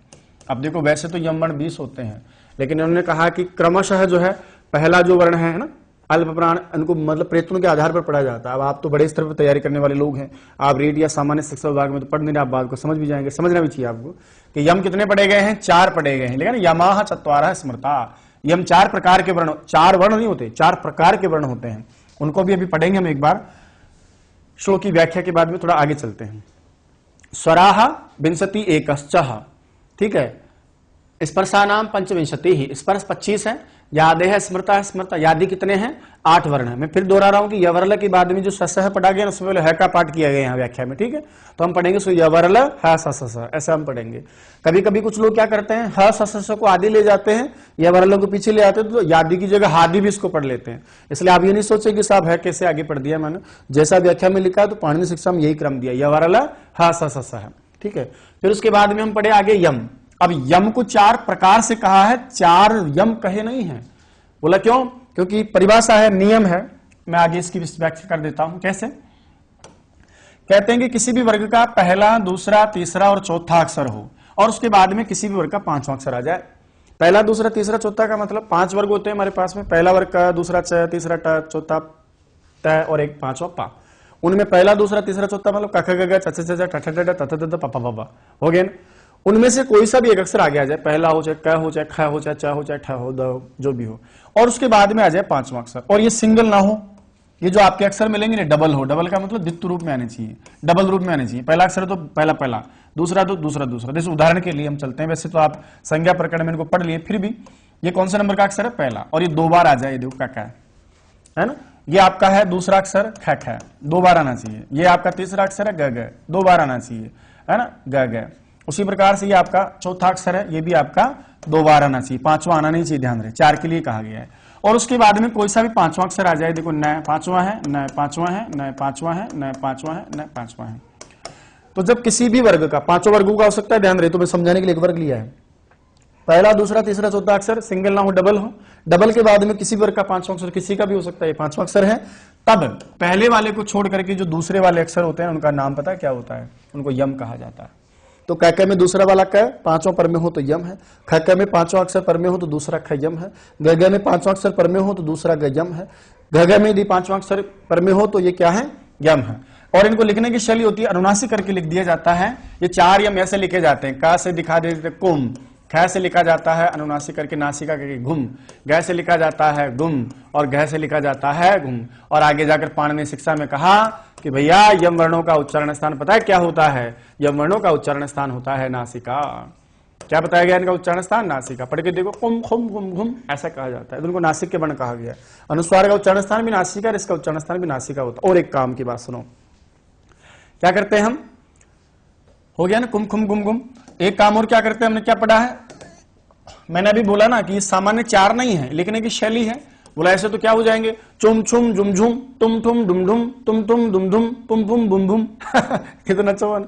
तो बोला ऐसे तो कितने हो जाएंगे, 4 4 4 4 4 5 बार करोगे तो 4 पंजे 20 हो गए ना। बोले हकीकत में तो 20 ही होते हैं, लेकिन पढ़ने पढ़ाने की शैली में इनको ऐसा कहा गया कि 4 प्रकार के वर्ण, 4 प्रकार के वर्ण यम होते हैं। कौन से वाले, सुनो, अल्प प्राण, क च ट त पूरा ले लो 5 वर्गों के ना। पहला अक्षर आ जाएगा अल्प प्राण, उसको कहेंगे विवार श्वास अघोष। तो एक प्रकार का यम तो होता है अल्प प्राण विवार श्वास अघोष। फिर दूसरा होता है महाप्राण विवार श्वास अघोष। फिर तीसरा होता है आपका दूसरा होता है आपका महाप्राण विवार श्वास अघोष। तीसरा क्या होता है ग, है ना। इसी प्रकार से ज वो अल्प प्राण संवारनाद घोष। फिर आपका आ जाता है चौथा अक्षर, वो होता है महाप्राण संवारनाद घोष। ऐसे मतलब 4 प्रकार के यम पढ़े गए हैं। तो ये 4 प्रकार के यम यहां लिखा है। हो गया। स्वर कितने हैं, 21। आगे भी लेंगे इसको हम, थोड़ा और बढ़ाएंगे, 22 तक ले जाएंगे। स्पर्श कितने पढ़े गए, 25। यादी कितने हैं, 8। ये है आपके यादी। और यम कितने हैं, 4। पहला दूसरा तीसरा चौथा अक्षर आ जाए, उसके बाद 5वां आ जाए, तो आगे वाले अक्षर का द्वित्व जो रूप होता है वो आपका यम कहलाता है। ये 4 प्रकार के वर्ण यम होते हैं, 4 यम वर्ण नहीं होते, ध्यान रहे। तो परीक्षा में अब तक जो पूछा है ना, वो ये पूछा कि कितने प्रकार के वर्ण यम कहे गए हैं, तो उनको कुम खुम गुम, चुम चुम जुम, तुम डुम डुम, तुम तुम दुम, पुम पुम बुम, ऐसा भी आप कह सकते हैं। उच्चारण स्थान क्या होता है इनका, नासिका। अभी बात पूरी नहीं हुई है, अगला श्लोक देखिए, इसको वापस याद करेंगे बात को। 5वां जो श्लोक है, इसी बात को थोड़ा और आगे बढ़ा दिया इन्होंने कि पाणिनि शिक्षा में कुछ वर्ण और है, इनकी भी बात कर लेते हैं, फिर एक साथ में इनको सबको जोड़ के पढ़ाऊंगा आपको। देखो आगे बढ़ते हैं, क्या लिखा है, अनुस्वारो विसर्ग कपौ। ये कपौ में आप समझ लीजिएगा, कपौ में यहां लिखा है जीवामूल्य पद्मानीय का रूप, जिसको आप इस प्रकार से यूं समझ लीजिए, थोड़ा ये अच्छा रहेगा आपके लिए, ठीक है। चापी पराश्रितौ दुष्प्रस्थित सेति विज्ञेयो लिकारः प्लुत एव च। यहां से 100% आपका एक परीक्षा में प्रश्न आएगा। नंबर 1 सुनिएगा, सबसे पहली बात, अनुस्वारः विसर्गः कपौ च अपि पराश्रितौ। कहा कि कुछ वर्ण आपके पराश्रित वर्ण होते हैं। क्या होते हैं, पराश्रित। पराश्रित का मतलब या तो वो स्वर के आश्रित होते हैं या फिर किसी व्यंजन के आश्रित हैं। तो मैं इस पराश्रित को भी 2 प्रकार से बांट लेता हूं। कुछ तो आपके होते हैं स्वराश्रित, इसमें नहीं लिखा है पर मैं समझा रहा हूं आपको कि कुछ वर्ण ऐसे होते हैं जो हमेशा ही दूसरे के आश्रित, जैसे सर में जू नहीं होती क्या महिलाओं के, वो क्या है, पराश्रित जीव है वो बिना किसी सारे के कभी आ ही नहीं सकती, तो पराश्रित है। उसी प्रकार वर्ण भी क्या होते हैं, पराश्रित होते हैं। लेकिन कुछ स्वराश्रित होते हैं और कुछ आपके व्यंजनाश्रित होते हैं। थोड़ा और अच्छा समझेंगे आप। बोला वो जो स्वराश्रित हैं वो भी कितने हैं, 2, और जो व्यंजनाश्रित हैं बोले वो भी कितने हैं, 2। कैसे कैसे, कहते हैं कि स्वर का आश्रय लेने वाली एक बिंदु का नाम, जिसको हम क्या बोलते हैं, अनुस्वार। ये देखो अनुस्वार, स्वरम अनुयुज्यम, जो स्वर के साथ आती है, जो स्वर का अनुसरण करती है, वो एक जो बिंदु आपकी होती है वो क्या होती है, आपकी अनुस्वार होती है। बिना स्वर के कभी अकेली नहीं मिलेंगी। आप सड़क पे जा रहे हो, कभी रास्ते में, अरे अनुस्वार तू यहाँ क्या करेगी अकेली, वो कहेगी मैं अकेली नहीं हूं, मेरे साथ में है। बिना स्वर के कभी अनुस्वार का प्रयोग कर ही नहीं सकते। कभी देखा आपने लाइन में अकेले अनुस्वार कहीं लगी, हमेशा स्वर के साथ आती है। इसी प्रकार से स्वर के पीछे आने वाली 2 जो बिंदु होती हैं उनका नाम क्या होता है, विसर्ग होता है। ये कभी भी बिना स्वर के पॉसिबल ही नहीं किया जाए। तो अनुस्वार और विसर्ग, ये 2 वर्ण आपके ऐसे हैं जो स्वराश्रित हैं, यानी पराश्रित हैं। इसके बाद में देखो क्या लिखा, लिखा है ना अनुस्वार विसर्ग, और क्या लिखा है, कपौ चापी पराश्रितौ।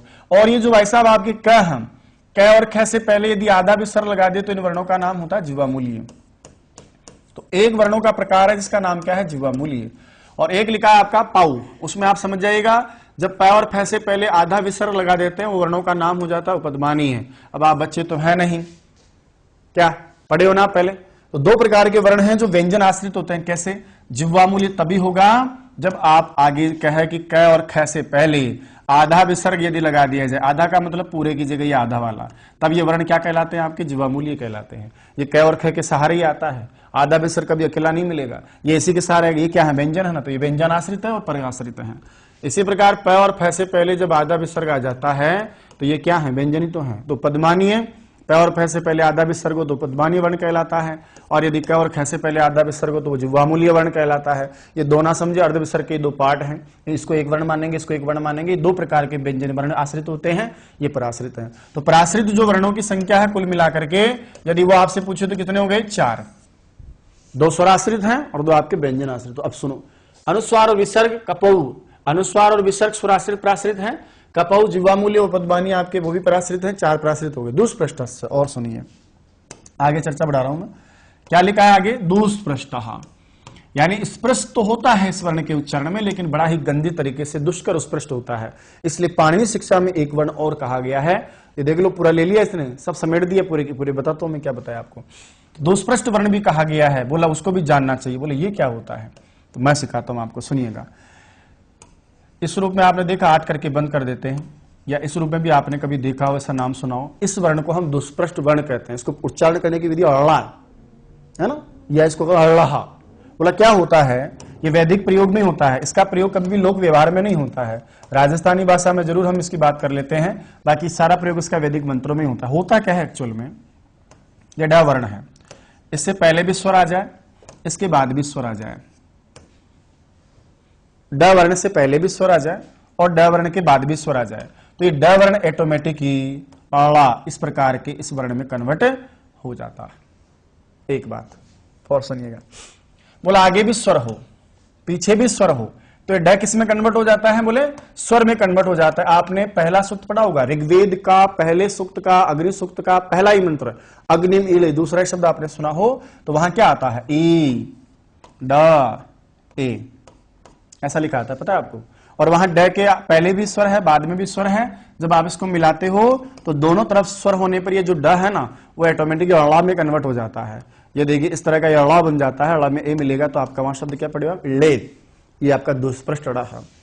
इसी प्रकार से दूसरा एक कार्यक्रम और होता है, कहा कि ड के साथ साथ में एक और वर्ण होता है, उससे पहले भी स्वर हो और उसके बाद में भी क्या हो? स्वर हो।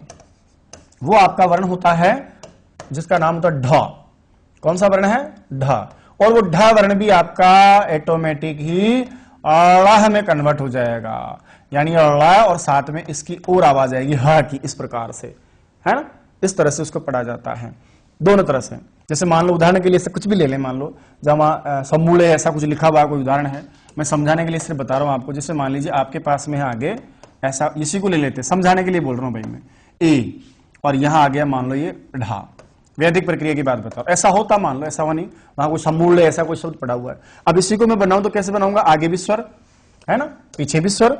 अब जब मैं इसका प्रयोग करूंगा ना तो ये देखिए ई, ड की जगह अड़ाहा, ड की जगह अड़ाहा, और ये इसमें मिला दूंगा हे, तो इसका ऐसे प्रयोग किया जाएगा, ले, ऐसा कुछ प्रयोग किया जाता है। देखो आप बात समझ में आ रही है आपके? तो याद रखिएगा कि जब ड और ढ से पहले और बाद में वैदिक प्रक्रिया में स्वर होता है तो वो आपका अड़ा और ळ में चेंज हो जाता है। ड का कन्वर्सेशन किस में होता है? अड़ा में, और इसका किस में होता है? अड़ा में होता है।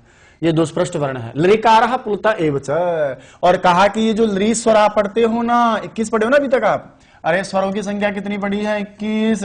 कहा यार वो लृकार है ना जो पुलुत भी होता है, ठीक है मान लेते हैं। जब आपने 21 में एक और जोड़ दिया तो वो संख्या फिर आपकी कितनी हो जाती है? 22। तो पाणिनीय शिक्षा के अनुसार स्वर कितने होंगे? बोले 21 भी कहा है, और लृ को प्लुत मान करके आपने 22 भी कह दिया। इसका मतलब 21 या 22, और दोनों आपकी परीक्षा में आ जाए तो आपका प्रमाणिक उत्तर क्या होगा? 21 होगा। तो स्वर कितने हैं? 21 या 22। अब यहां पर व्याख्या में और भी बहुत कुछ कहा गया है। पुंगल मुनि का नाम आपने सुना है, भरत मुनि का नाम आपने सुना है। भरत मुनि आदि आचार्यों ने, पूर्ववर्ती आचार्यों ने इस लरी को, जिसको आपने जिंदगी में कभी दीर्घ पढ़ा ही नहीं है, आपने तो हर बार लाइन में यही कहा है, अरे लरी का दीर्घ नहीं होता, अरे भाई लरी का दीर्घ नहीं होता, अरे भैया लरी का दीर्घ नहीं होता। उन पूर्ववर्ती आदरणीय आचार्यों ने लरी का भी दीर्घ कहा है, बताओ आप। और यदि ऐसा कर लोगे तो फिर एक और आपका ये देखो लरी का दीर्घ मानने पर ये संख्या 22 से आगे कितनी बढ़ जाएगी भाई साहब, और जोड़ लो, 23 तक मान सकते हैं आप स्वरों को। और जब आप 21 स्वर मानोगे, अभी बताऊंगा मैं लास्ट में सारणी बना के, जब आप 21 स्वर मानोगे तब तो लरी का आपने प्लुत और दीर्घ दोनों ही नहीं माना ना। जब आपने कहा कि नहीं ह्रस्व के साथ में लरी प्लुत भी होता है, तब आपने 22 मान लिया। पूर्ववर्ती आचार्यों की बात अभी आपने कहा ही था। मैंने मंगलाचरण क्यों पढ़ाया? मैंने मंगलाचरण आपको इसलिए पढ़ाया कि आप हकीकत में ये जान सकें, पाणिनि शिक्षा को आप समझ सकें कि जैसा कहा गया था ना पहले, वही सारी बातें इसमें कही गई हैं। जैसा अष्टाध्यायी में बात हुई वैसी यहां बात हो रही है, वहां सूत्रों में बात हुई, या श्लोकों में बात हो गई। दूसरी बात, जैसे पूर्ववर्ती आचार्य ने समझाया है वर्णों के उच्चारण को, वर्णों को, वैसा ये समझा रहे हैं। जैसा लोक में कहा गया वैसा ये कह रहे हैं, जैसे वैदिक मंत्रों में कहा गया वैसे ये कह रहे हैं। बस इन्होंने दोबारा कह दिया कि कुछ लोगों के अभी भी ध्यान में नहीं है, तो ध्यान में आ जाए, इसलिए पाणिनि शिक्षा की रचना ग्रंथकार ने की है। तो इन्होंने कहा कि पूर्ववर्ती आचार्यों ने कहा उसका भी मुझे अनुसरण करना, तो उनकी बात भी मान लो, तो फिर तो भाई साहब आपके स्वर जाकर के 23 हो जाते हैं, और 23 स्वर हो गए तो उधर वर्णों की संख्या 63 से 64, 64 से 65 हो जाएगी। हो गया क्या? अनुस्वार विसर्ग स्वर आश्रित 2 प्राश्रित है, कपौ जिह्वा मूल्य उपमानी, ये भी 2 आपके व्यंजनाश्रित प्राश्रित है। प्राश्रित 4 वर्ण होते हैं, दुष्प्रश्न ड़ होता है, स्वर स्वर के बीच में ड हो तोड़ा हो जाता है, स्वर स्वर के बीच में ड हो तोड़ा हो जाता है। ठीक है, मानना है कि इसको 2 मत कर देना, दुष्प्रश्न को भी एक ही मानना। और लृकार क्या है? बोले साहब ये प्लुत भी होता है, प्लुत भी होता है, तो प्लुत होता तो मान लो 22 हो गए। अब इन सबको मैं एक सारांश रूप में आपके सामने लिए चलता हूं, ताकि थोड़ा आप समझ सकें कि इतनी देर की हम बातचीत में क्या पढ़ रहे थे। ठीक है, आगे बढ़ाता हूं फिर मैं आपको। स्क्रीनशॉट ले लें आप सभी। चलिए अब मैं इसको आगे लेकर चलता हूं वापस। इन दोनों श्लोकों में आपने एक पहला श्लोक पढ़ा, देखो आपके सामने हो, ध्यान हो। स्वराह विंशति एकश्च स्पर्शा नाम पंचविंशति यादयः स्मृतास्तः चत्वारः यमः स्मृता। ये जो आपने श्लोक पढ़ा है ना, इस श्लोक में और उस श्लोक में चर्चा क्या की गई है उसको मैं थोड़ा आराम से एक बार आपको बता देना चाहता हूं, और उसके बाद में मैं चाहता हूं कि आगे बढ़ूं। बात समझ में आ रही मेरी? चलो यहां स्मृता है, इसको री समझे, आपने पढ़ा है थोड़ी देर पहले, और यहां पर भी क्या है? री है। अब विधिवत प्रारंभ करता हूं। नंबर 1 बात,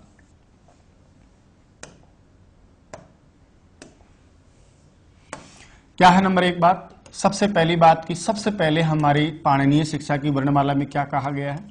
स्वर कहा गया है। ठीक है, ये सारांश बता रहा हूं, इसमें आप समझ जाएंगे बात। स्वरों में भी 3 प्रकार के स्वर कहे गए हैं। ह्रस्व स्वर कहा गया है, दीर्घ स्वर कहा गया है, प्लुत स्वर कहा गया है। अब जिस स्वर के भेद मान लो तीनों होते हैं तो स्वर अपने आप ही बढ़ जाएंगे। मूलतः जो स्वर बताए गए हैं वो कौन कौन से बताए गए हैं? अ, ई, उ, री, लृ, ए, ओ। वैसे संज्ञा प्रकरण में जो पढ़े हैं अच्छा वो समझ गए होंगे, लेकिन जो लोग मान लो स्वाध्यायी हैं, नहीं पढ़े किसी के मार्गदर्शन में, सुनिए बात। अब क्या होता है? अ, ए, उ, री, लृ, ए, ओ, ऐ, औ, ये आपके सामान्य स्वरों की संख्या 9 होती है। अब इनको ह्रस्व दीर्घ प्लुत के हिसाब से आगे बढ़ते, ये पाणिनि शिक्षा में कहा गया है। अब मुझे बताओ, अ का ह्रस्व दीर्घ प्लुत 3 होता है ना, तो इसके 3 भेद हैं। ह्रस्व दीर्घ प्लुत 3 होता है ना, 3 भेद हैं। ह्रस्व दीर्घ प्लुत 3 होता है ना, 3 भेद हैं। ह्रस्व दीर्घ प्लुत होता है ना, 3 भेद है। ह्रस्व दीर्घ प्लुत होता है ना, अब इसका में समस्या है ना, मैंने अभी भी कहा कि नहीं इसका केवल और केवल ह्रस्व होता है तो 1 मानना पड़ेगा। कहा कि इसका ह्रस्व और प्लुत दोनों होता है, बोले 2 मानना पड़ेगा। और कहा कुछ आचार्य ने तो इसको दीर्घ भी माना है, तो फिर आपको 3 भी मान सकते हैं। अब आपकी मर्जी, इसको 1 मानते हो कि 2 मानते हो कि 3 मानते हो। ए का ह्रस्व नहीं होता, दीर्घ और प्लुत होता है, इसलिए इसके 2 भेद हैं। ओ के ह्रस्व नहीं होता, प्लुत और दीर्घ होता है, इसलिए भी इसके 2 भेद हैं। इनका भी दीर्घ और प्लुत ही होता है, 2 भेद हैं। इसका भी दीर्घ और प्लुत होता है, इसलिए 2 ही भेद हैं। काउंट करें एक बार, करो। जैसे 3, 3 दूनी 6, 3 तिया 9, 3 चौक 12, इसको छोड़ दो। 12 2 14, 2 16, 2 18, 2 20 है। अब आपकी मर्जी है, आप इसको 1 मानोगे प्लुत को प्लुत तो 21 हो जाएंगे। आपकी मर्जी है इसको 2 मानोगे तो 22 हो जाएंगे। आपकी मर्जी है इसको 3 मानोगे, यानी कुछ लोग दीर्घ मानते हैं, पाणिनि उनको मान सम्मान के लिए इस बात को स्वीकार कर लेते हैं, तो फिर आपके वो हो जाएंगे 23। सबसे प्रामाणिक जो मत है कि तीनों ऑप्शन में से सही किसको माना जाए, तब आपका नंबर 1 हो जाएगा 21 वाला। बोला दूसरा यदि हो तो ये वाला 23 को तो खैर हम व्याकरण शास्त्र में स्थान देते भी नहीं है कि लृ का दीर्घ तो मानते ही नहीं, फिर भी ऐसा हो तो हम मान लेंगे। चलो उसके बाद में नंबर 2 पर आपको क्या सिखाया गया? व्यंजन वर्ण सिखाया गया है ना। और व्यंजनों के पाठ में फिर आपने पाणिनि शिक्षा की जब व्याख्या करी तो सबसे पहले व्यंजनों में आपने कहा कि देखिए साहब, स्पर्श जो वर्ण है वो आपको पढ़ाए गए थे। बोला स्पर्श कौन है, तो आपको याद होगा कादयो मावसाना स्पर्शाह, कै से लेकर के मैं तक की जो वर्ण है कादयो मावसाना स्पर्शा, यही पढ़े ना। कै से लेकर के मैं तक के जो वर्ण है वो आपके स्पर्श हैं, उन्हीं वर्णों को आपने स्पर्श नाम दिया है। क से लेकर के मा तक, ये आपके 25 वर्ण आपके यहाँ आ जाते हैं। कितने हैं संख्या में? 25, ये आपने यहाँ पढ़े हैं।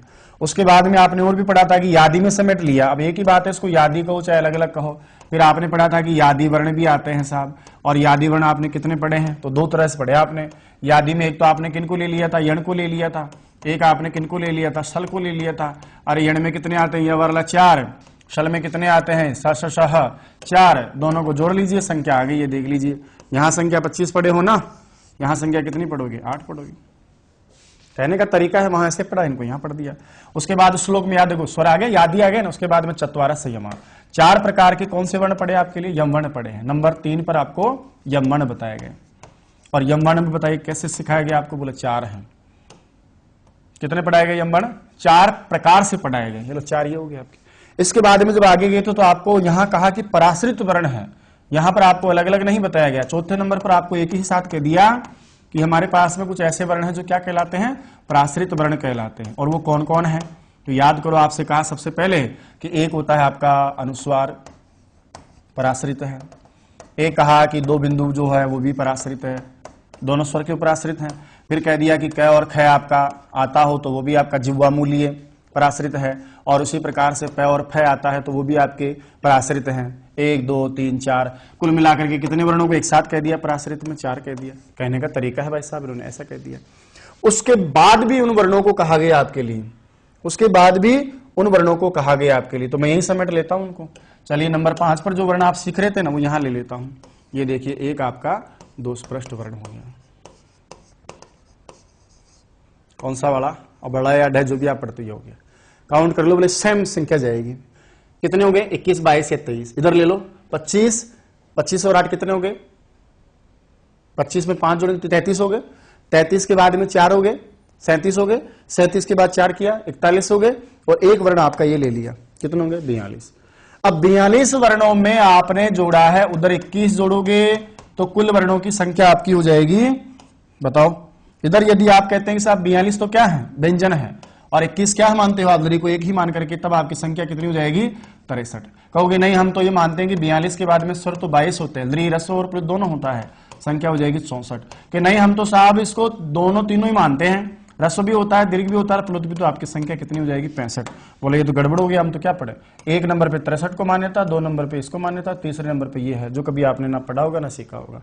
ये आपकी पाणिनि शिक्षा में वर्णों का इस तरह से बताया गया। अब किसका वर्ण कैसे किया जाए, विसर्ग को कैसे पढ़े, अनुस्वार को कैसे पढ़े, इन सब की चर्चा आगे वाले एपिसोड में आप देखेंगे। मैं समझता हूं ये सारी बात आपके समझ में आ गई होगी। चलिए साहब आगे बढ़ते हैं, आज के लिए इतना ही रखते हैं।